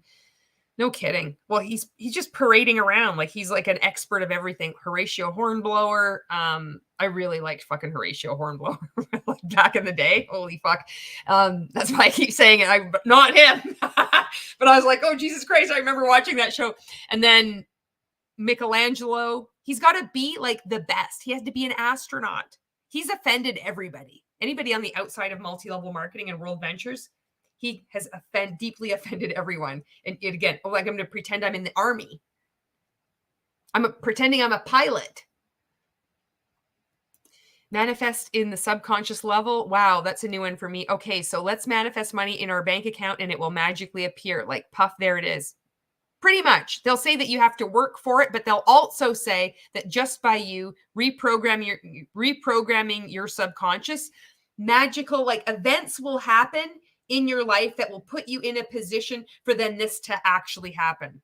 And it's, of course, it's nonsense, you know, but Kalika says the piece I can understand in it is that if you're looking at upsetting things right before bed, that might influence your sleep. Yes, but beyond that, it's pseudoscience. There you go. Which is like, it's common sense, right? Like that does make sense. There's always those pieces of sense in it. Otherwise, I mean, I want to say this. But I'm almost thinking this is like a cliche where you say there always has to be truth in it. But there's a lot of things where I've seen where there's like no truth at all. It's just pure nonsense, you know? But this one is a piece of truth. If you haven't seen that scene from Ace Ventura, it's truly iconic. I'm going to have to Google that. I have to pull that up. Factress says, I was taught not to poison myself by watching the news as a child. I even gave a speech to my 6th grade class about why the news was hurting everyone and making them poor. My dad was really proud. So Glenn, I don't know if you know this, but Factress, their parents have been in Amway for years and years and years. Oh my goodness. That's, Kalika says, this is also the guy who had an intensive 5-day personal development training in Hawaii. He brought up religion, asked us to write the 10 commandments, and then had a stare down with me when I didn't do it. Oh, no fucking way. Good for you, Kalika. Disobedient. Ooh, Marky was offended. Ooh, he was threatened. He thought he would stare you down. Good for you, Kalika. The best lies have a sprinkle of semi-truth for credibility. Yes. Yeah. When Superman came across kryptonite for the first time, it defeated him. And he came across it again and again and again. What episode was it when Superman finally overcame and defeated kryptonite? Anyone know? I assure you there was no episode. Superman, with all his mighty powers, could not stop kryptonite. Many of us have kryptonite in our lives. Sometimes it's outside forces. Sometimes it's someone we live with. Sometimes it's our best friend. And when you're around that person, you become weak. There we go. Again, discard your friends and family, the people closest to you, because they're going to make you weak, because they're pointing out that you're getting defrauded, abused, exploited, that you're in a pyramid scheme and a commercial cult. This is how it's done. Doesn't matter what MLM you're in. And here he goes, dressed up as a karate master, for fuck's sakes. With his little fucking outfit on. Oh my God. Where does he buy all these costumes, you think, you know? Does Factors have a channel? I'm not sure. I don't know. Monica says, I hate when they bring religion in a business setting. I know. I am sleuthing out the rhinoceros birth butt thing right now. Weak, just like Superman did around kryptonite. It is very vital that if you are going to be successful in life, you focus only on positive. When I first had the blessing of working with a mentor, I came up to him. It was shortly after a relationship I was in had dissolved. We had become friends. He told me I could talk to him about anything. I came up and said, yeah, it was at a seminar, at a break, and the music was playing vibrantly, and everyone was happy, and I came up and said, he said, how's it going? And I said, it's okay. I just broke up with my girlfriend, but, you know, it's cool. You know, I thought. Oh my God. That I can hear Ray in. That's like he copied Marc Accetta. The whole, well, I don't know. Oh my God. It's like second generation Marc Accetta training. I didn't even know it. Maybe we could get together later and we can talk about it. And he said, yes, let's do that. See you later. And he started talking to the person beside me. And I went, oh my gosh, I can't believe how rude he is. He said he was going to be my friend. And the first time I had something negative to say, he shunned me. Then as the seminar went on, he said, you know, many of you think I am some powerful, amazing, positive force. My key is I do not overcome negativity. I avoid negativity. When negativity comes... You avoid reality. That's what you do. Define negativity and define hater. And at the same time, Mark, let's hear you fucking define the word edify for us all. It doesn't matter what accent you use. You can pretend that you're Jean-Claude with your red suspenders if you want. You can even pretend that you're Van Gogh. Or you can pretend that you're like Jim Carrey out of The Mask. Whatever. Let's hear it. What's your definition of the word edify? I just avoid negativity. I just avoid all the people in my life that are telling me no, or that are setting boundaries, or that are telling me that I'm in a pyramid scheme or a cult, or just saying that they're concerned about me. Avoid them. Just be around more and more of us, like-minded people, because you become like the 5 people you spend the most time with, right? You have no identity at all. You're completely malleable. You need to just look externally. Fuck. This is so bad. He comes up and he goes, can I shoot my negativity on you for 10 minutes? I definitely get out of the way. I do not let people spew. You ever see Spider-Man shoot out his webs? People are He's like also Spider-Man, Superman, and a karate master. He's everything. He's everything and everyone. Look at him. Oh my God, if he has a fucking Spider-Man costume. I'm having mixed feelings about this right now because it would be awesome and it would also be horrifying. I think I'm experiencing cognitive dissonance right now. Just imagining Marc Accetta as Spider-Man in a fucking like skin tight suit doing this move. I don't know how to explain this. There's like disgust. There's also like, I'd like to see it because I'd like to like laugh at it, but also like horror. I don't know what I'm feeling right now. I think we should just play get away from this topic. Shooting out their negativity. Can I vomit on you? Can I tell you how rotten my life is? Can I tell you how horrible things are? Can I tell you that more than 99% of people lose money and fail in every MLM? Oh, that's so negative. Oh, I'm vomiting on you. Oh, they're such losers. Oh, they're vomiting. Oh, including your spouse. Yeah. I found it, David. I'll pull that one up as a commercial break. I haven't seen it, but I saw part of it. I saw just the tip. Okay. All right. Okay. Monica says, question, how do people prefer to listen to strangers like this versus the people who have known you your entire life and love you? How do they let this stranger attack your loved ones? And this is the devastating part. The person right in front of you changes personality and their behavior. They become someone that you don't know right in front of your eyes, and you're helpless to do anything because they're in the grips of someone like this fucker. You know, it's so sad. Denise says, yeah, I remember when my upline told me that my mother didn't care about my future and that she was toxic and that I shouldn't listen to her. Oh, Denise, thank you for sharing that. That's really rough. Just recalling these memories, it puts us at times, can put us back in that moment, you know, because it's so powerful. This shit is meant to like just short circuit your brain and just go right like emotional. So it just overcomes your logic. And just like thinking back about it can be really, really hard. So thank you for sharing that. How do they succeed in putting you against people you love and love you back? Yeah. Glenn says, negativity is not being positive about MLM. Negativity is looking at facts and data about the MLM. Yeah, exactly. Spray sticky rice. Potato. Fuck. Potato. What? The one costume who hasn't worn yet is gone. I'm actually surprised. What is this? Is his GAWD? I'm actually surprised. I don't know what that is. I'm missing something there. The MLM guru is telling you what you want to hear. I can make you a millionaire. The person. Potato got me like my mind. Okay. The person who loves you is telling you the truth. Yeah. He's talking 100, Cult 100 now. Oh man, dude, don't ruin Spider-Man. I know. He's ruined everything. He's ruined the whole world. Can I have the distributors didn't show up tonight?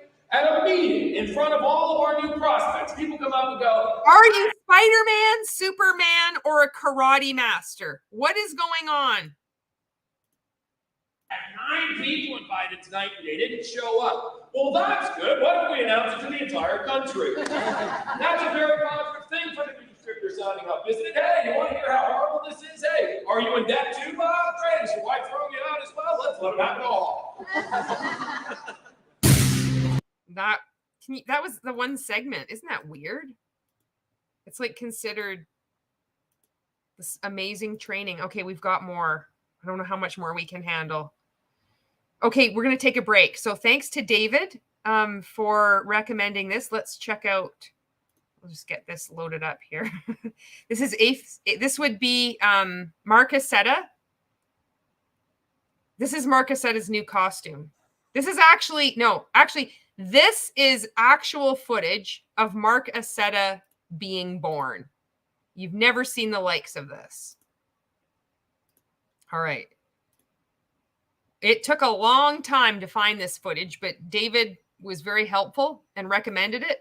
So if you're in World Ventures and you're like, how did this great man even come to be? Well, you're about to find out. Sit back and relax. Here's Mark coming out right now. Oh my God. Here's the downline. Oh my God. This is a great man. Here he comes. Mark, you can do it. The mother. See those haters? I know is giving birth. Here he comes. Mark is coming out. It's a beautiful sight. Oh my God, he's going to be in Croatia. 2024, here he comes. You hear people say no, they're haters. You know, Spider-Man, they shoot out white sticky stuff. I'm coming out. I'm coming to Croatia. Mommy. Here he comes, Mr. Marc Accetta. Woo! And it was a great day for the world. Thanks for that, David. Okay. All right. Now that we've like cleansed our palates from, it's pretty bad. Then we cleanse our palates from that.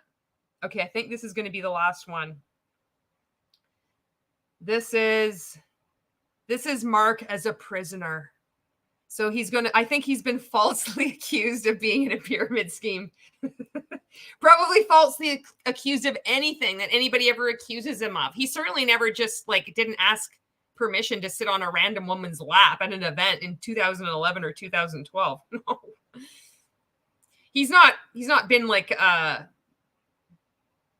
brainwashing people, defrauding people. No. He's innocent. But he's going to speak out. There are going to be shadows on his face. He's got to make sure he clenches his jaw. Manly man. The manly man. Okay, here it is. Oh, shit. How come I can't see it? Just wait. I messed up here. Just hang on. I'm going to have to close all these windows. What is this one called? It's just a view from the edge. Is this the one? No. This is the one. Here we go. All right. First he goes little. There we go. Oh, God. Thanks, Jackie. Here today, I'm not a convict. I'm not a criminal. But like many of you, I am a prisoner. See, a prisoner is not in a real jail necessarily. Because instead of a physical jail, what if your jail is right here between? How fucked up is this?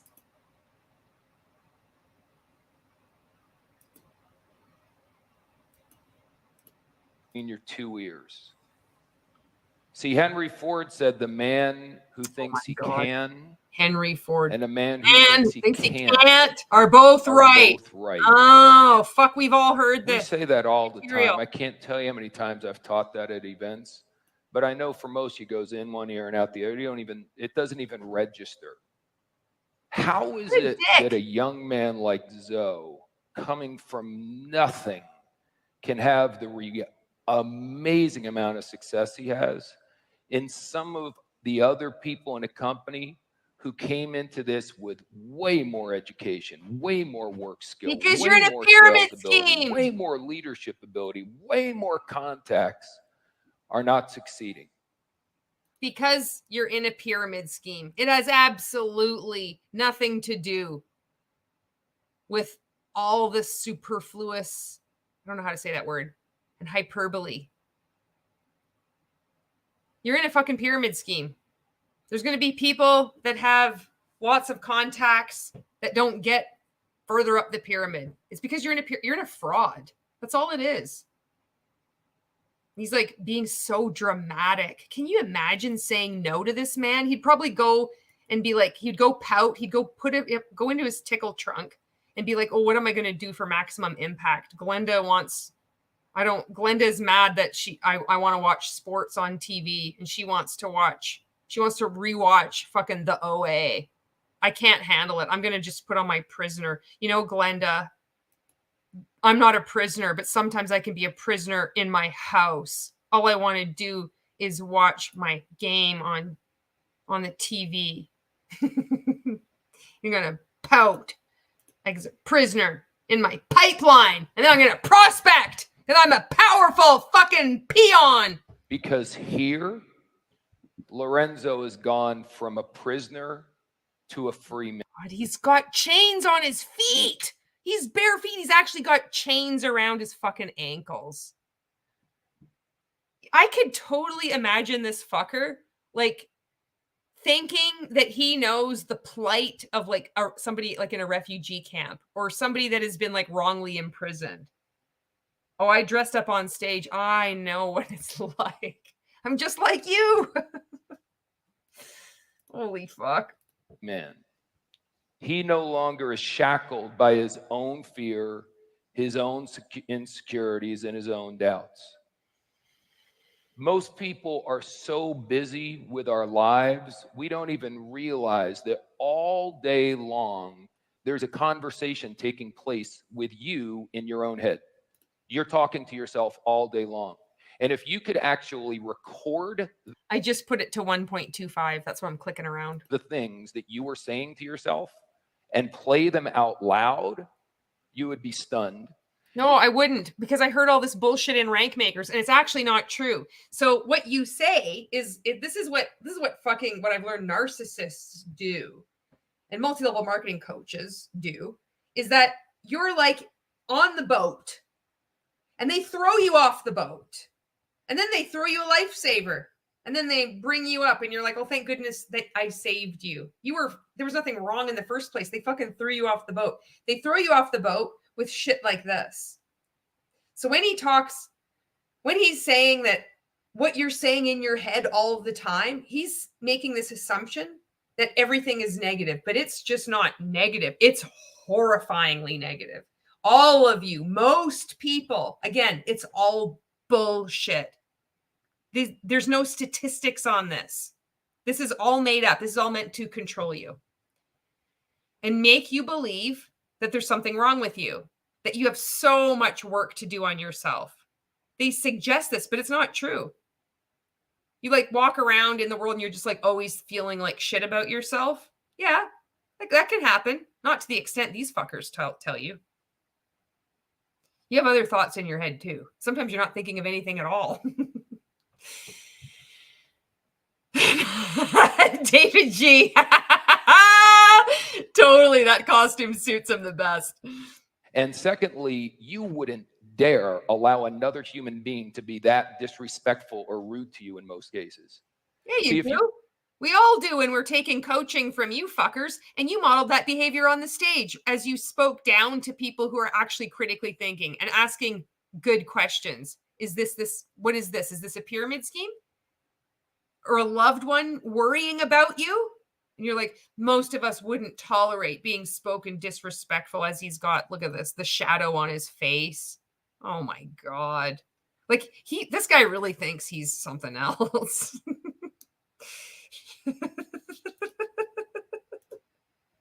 You've got a jerk of a friend. Zoe told you about some people. Some people are just not nice. God made some people that are just not very nice. Is that right? What if you're the person that's not nice? How do you know what God made? God made people that are just not nice? Why are they not nice? Were they abused? Were they fucked over by you? Were they defrauded by you? Were they abused by you, Marc Accetta? Eh?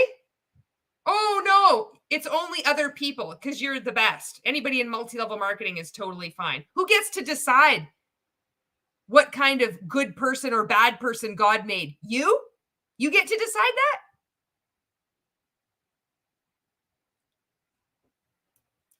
What a fucking idiot. This guy is just really pissing me off. So you know what you do with them? Run away from them. Just avoid. Yeah, you do. With your little pipsqueak, because you're afraid of the truth and anybody that stands up to you. You're running to Croatia now. Where's your next fucking place you're going to have your big wing-ding freaking multi-level marketing conference?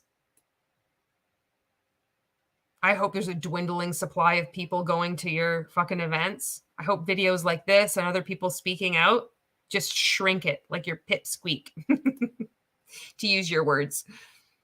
Denise says, one thing I found out about these coaches is the way they use the visual content on stage to warp the mentality of the public. I wonder about the psychology. I wonder too. I bet that plays a part. The person I spoke with about this said that the entertainment, meaning this, really made it like sink into their brains even more. So these are just sermons. Yeah. That people are like, well, I'm positive. I can put up with negative people. No, you're not positive. You're stupid. No, you're stupid. You're so stupid and weak for calling people stupid. You know, this is stupid. You're stupid for, like, what the fuck are you talking about? People say I'm positive. No, you're stupid. You just know how to insult people. And then you taught other coaches to do the same thing to other people. So you are personally responsible for fucking defrauding and abusing and exploiting thousands of people. Shame on you. And you stand up on this stage. How many stages you've been on that nobody even knows who you are except in this small little world of multi-level marketing. You're a fucking grown man and you're in a fucking costume dressed like a prisoner. And you think that this is business training? This isn't mindset training. This is just delusional ravings of a fucking madman. You're a joke. Your bank account means diddly squat. Your influence over brainwashed, coerced people, pathetic. The world is waking up. You have an event in Croatia. I hope this content reaches someone in Croatia and it helps them not get sucked into giving you money. Because this is pathetic. You are pathetic. Calling people stupid. Speaking circularly. You're not even saying anything. I'm getting big time mad. Don't spend time with dumb people and stupid people because that's what you will become. We become who we hang out with. When I am around a negative person. When I'm around you, then I'm becoming like you. I'm becoming this dumb, stupid person. Oh, okay. So what about if you're hanging around them, aren't they becoming like you if you're not a dumb, stupid person? Why is it that it's always framed in the way that you have to avoid everyone else, that you're not the pillar of strength? If you were such this pillar of strength and like the pinnacle of personal development, because I know you fuckers like the word P for some reason. I wonder if that's something to do with psychology. It's always that you're going to sacrifice your identity because you're not strong enough to influence the other person. It's always everybody else is going to influence you. Doesn't that seem like a contradiction? I'm just curious. It doesn't make sense because all this is made up. You don't become like the 5 people that you spend the most time with. It doesn't transform your fucking life just by people you hang out with. Are you going to like share similar mannerisms? Yes. Are you going to like think and believe and just turn into all these people? No, but you certainly do in multi-level marketing because you adopt a cult identity. And you're already categorizing people. Dumb, stupid, negative. Why are you so afraid? You just can't treat people as people. And they can't because this is how they keep you giving them money and buying tickets to their stupid events. And it just fuels their weird little desires to grab women, this guy anyway, and grab their boobs on stage, put money down her shirt, sit on somebody's lap. And he calls this like really powerful. Oh, you don't understand. No, we fucking understand exactly what's going on. And I hope the world starts to see more and more of it. You're fucking weird, man. There's something wrong with you. And you're a scammer. And you're going to Croatia in March 2024. Look out, Croatia. This fucker's coming. With his tickle trunk. Who I know is trying to poison me with my mind, with their doubt, with their insecurities, with their sarcasm. I just get away from them. That's easy. You know what's not easy? Getting away from yourself. So what are you saying to yourself? Are you saying to yourself, these things don't work? Who are you trying to kid?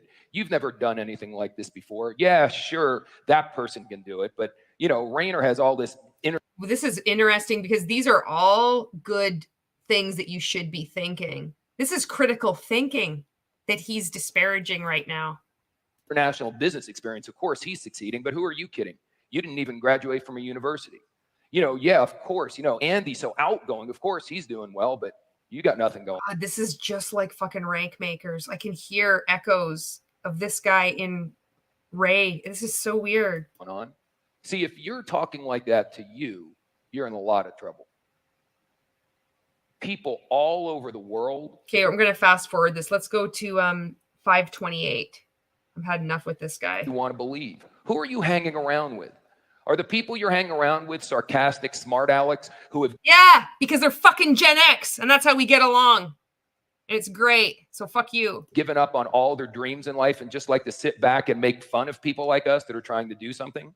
No, making fun of you because you know exactly what you're doing. Not making fun of people who are brainwashed. We like to make fun of ourselves once we wake up because the humor is it's a healthy coping mechanism.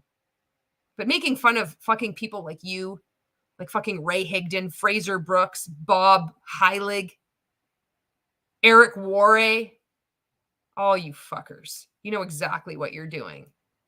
And you're so weak, you have to like try to be on the offense. Oh, people are sarcastic, I just avoid them. Yeah, you would because you're a fucking pussy. You stand up when you're dressed up like Jim Carrey on The Mask, big man on stage. Somebody said no to you. You stared down Kalika when she refused to write down the 10 Commandments. You couldn't handle one person disobeying you. I wonder how many other women disobeyed you over the years. Wonder how uncomfortable that made you feel. I bet you it made you feel really uncomfortable. Maybe that's why you're going to Croatia now. When you go home, the people go, oh, you're brainwashed. Brainwashed because we're excited about our life. We're brainwashed because we don't want to go out and get drunk every night. We're brainwashed. Yes. You can be the happiest and almost the healthiest. You're not. What he's saying, this is very interesting. I'm surprised I like fast forward it to this good part, but it's all manifesting the way it's supposed to. You're brainwashed or you're going out and getting drunk every night. That's the only thing. Yeah, you can be. You can actually be. Look at, just take a look at, watch HBO's The Vow and look at people that are very healthy. They are changing their lives, getting a new health routine, fitness. Yeah. Being brainwashed doesn't mean that you're going out and getting drunk every night. Some of the brainwashed, actually, I've got a really good fucking quote for you. This is from a survivor of Jonestown, and it describes cults. And what she says is how people will be the kindest, nicest, the friendliest people that you've ever met. That's what it's like to be brainwashed. But you know that. And that's why you're putting this into your training to try to do the preemptive strikes. Then people watching this will be like, I'm not brainwashed because I'm not going out and getting drunk. That doesn't mean you're not brainwashed. Just look at the bite model. You're all behaving the same. You're all talking about people as stupid and losers, dream stealers. I'm trying to remember who this woman was here. Jonestown quote, friendliest people. I really should save this because it's so good. I've posted it a couple of times. I made a reel on Instagram. Friendliest, type it.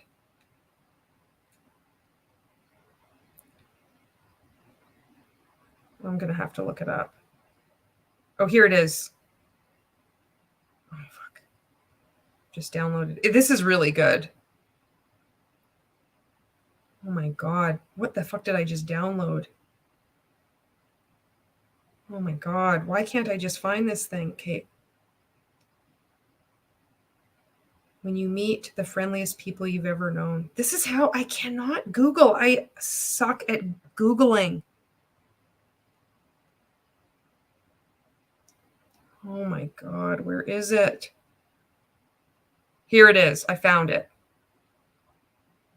Okay. So I'm going to read you this quote. So he just said, or they're going to say you're brainwashed. You're saying I'm brainwashed because I'm not drinking every night. Okay. So listen to this.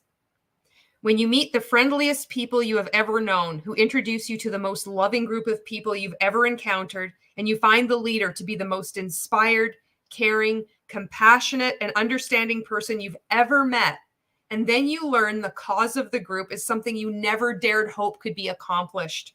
And all of this sounds too good to be true. It probably is too good to be true. Don't give up your education, your hopes, and ambitions to follow a rainbow. This is by Jenny Mills, aka Deanna Myrtle, who was an early defector from the People's Temple, author of the book 6 Years with God, and co-founder of the Concerned Relatives and the Human Freedom Center. Jeannie Mills, along with her husband and daughter, were murdered in 1980. So just think of that quote when you're thinking of people being brainwashed. Anybody coming across this, if you're like waking up, maybe you've had encounters with Marc Accetta. When you meet the friendliest people you have ever known, who introduce you to the most loving group of people you've ever encountered, and you find the leader to be the most inspired, caring, and compassionate, understanding person you've ever met, that's a fucking cult. It will feel like it's the best thing ever, and you will brag about it. You will want everybody to be a part of it. You won't understand why people don't want to be a part of it. That's what a cult is. But he knows that. You know who's brainwashed? Them. They believe go get a good job, have security, retire, and enjoy your money later in life. That's the greatest. Hey, Mark, while you're at it, define the word edify like I asked before, and also explain exactly what brainwashing is, and also explain what a pyramid scheme is. Because I'm in Canada, I'd like to know what your definition of a pyramid scheme is according to Canada's Competition Act, specifically Section 55.1. I bet you don't know. I bet you'll be wrong. But you know this already. Isn't this wild? They're brainwashed. This is what cults do. It's a brainwashing job in a history of mankind. Shame on you. Oh, that's it. I think that's it. Then it just shows him. Oh my God, there's some action shots here. Let's see. It showed him like in a hockey. Here it is. Look at this. Now, this isn't just a seminar. This is your life. Holy shit. Okay, that was that. We've got God. That was so tense. This was brutal.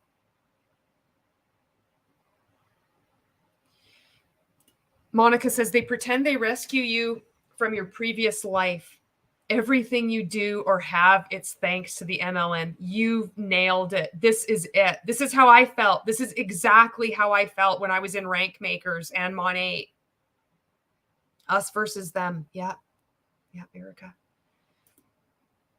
Denise, oh my God, how in the heck have the guts to disrespect your friends and family who are concerned about you? This man does not have any boundaries. He knows what he's doing too. That's the thing that makes this really dark. It's not that, he's brainwashed and he is just a victim of all this. He knows. He's choosing to do this. He's done it for fucking years, knowing what this does to people. He sits up on stage. How sick is that?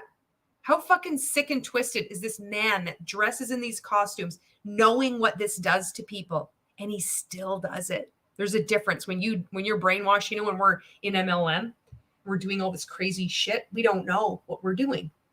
We really believe that what we're doing is helping people. He knows, and he's choosing this. He's one of them. Monica says, I'd rather hang with genuine people who love me than fake people in an MLM who are only transactional friends. He thinks he is the greatest inspirational speaker. Yeah, he really does. And Erica says, oh my God. Yeah. Holy fuck. Okay, we got through it. I think there's nothing else that I wanted to show you. Okay, that was it. Okay, so we did it. We got through it. Oh, man, that was intense. If this was your first introduction to Marc Accetta, this was my first introduction to Marc Accetta. I'd heard about him from people speaking about World Ventures, but I'd never looked closer at him until I was sent that Facebook video that he made 2 days ago. And then I thought, well, I'll just take a look at these. I'll just take a look on YouTube and see what comes up. And I was just blown away. I couldn't believe it. I don't know why. I mean, that should say something when you see other cult survivors, people speaking out against multi-level marketing, being shocked at what they see in yet another multi-level marketing company. There's no boundaries with these people. It's really important, if you're watching this, for you to understand that this is going on purpose. This isn't an accident. Men like Marc Accetta continue to defraud people, continue to scam people, continue to exploit people. And you see that, you saw in that video, one of the video clips, where there's thousands of people just fawning all over him, cheering. They're so excited. They really believe that this is amazing training. This is a grown man dressed up in various costumes, and he's not saying anything at all. It's not business training. If he rolled up on Wall Street and tried to pull shit like this, he'd be laughed out of there. Mind you, they'd probably invite him in because they're just as fucking corrupt too. Be like, oh, good, you're going to make us money? Fantastic. But you know what I mean. I hope you know what I mean. If you've been in World Ventures, I'm so sorry that you've had to deal with this guy. I don't know what else you've gone through. I know it's got to be intense because this is just a sampling, you know. I know what it's like being on, seeing people comment from the outside. And I'm like, there's so much more that you're missing. So I get it. I know when I've seen people comment about rank makers and Ray, and if you're an ex-rank maker, I know you probably feel the same way. You're like, you're missing all this other shit. Like, you don't see it. Like, it's even worse. So I get it. I get that it's probably way even worse that we're not seeing a lot of the other stuff that goes on in private groups and shit like that. So as someone who is in a group similar and was in Mon 8 and in this coaching group called Rank Makers, I am so sorry that you had to deal with this guy and your uplines and the other people on the stage that are all pumped up and they're dressing like they're in the army and doing all this weird shit and talking down to you, making you feel like you're less than, like there's something wrong with you that you need to work so hard to grow. When you really do have all the answers you need within. The whole point of life isn't that you have all the answers and that you're always confident and secure. Anybody that tells you that is lying, and they're trying to get money from you. You're supposed to feel uncertain. You're supposed to fumble. You're supposed to get your heart trampled on, like Alanis Morissette says. It's good. It's good for us. Thank you so much for watching. I'm gonna play a song here to end. I like to listen to some music. I don't know what else to do. This is just weird. Julie says, another thing that really angers me about MLMs and idiots like this, all the time they steal and waste from good people who believe lies. Yeah. All that money that he's taken. And he makes sure on his video he has that stupid mask set behind him. I mean, you can't make this shit up. It's so stupid, you know? Denise says, oh my God, we go through. And yes, it's my first time about this guy. Damn horrific. Oh, and David G says, I've seen all I ever wanted to see of him when they say just the tip, but the tip is the worst part. Oh, we needed to have that bit of comedy there at the end. Holy shit. Okay. We'll just listen to some music and then we can just leave. But I like to have some kind of ending. You know, music is good anyway. All of us sarcastic fuckers like to do this.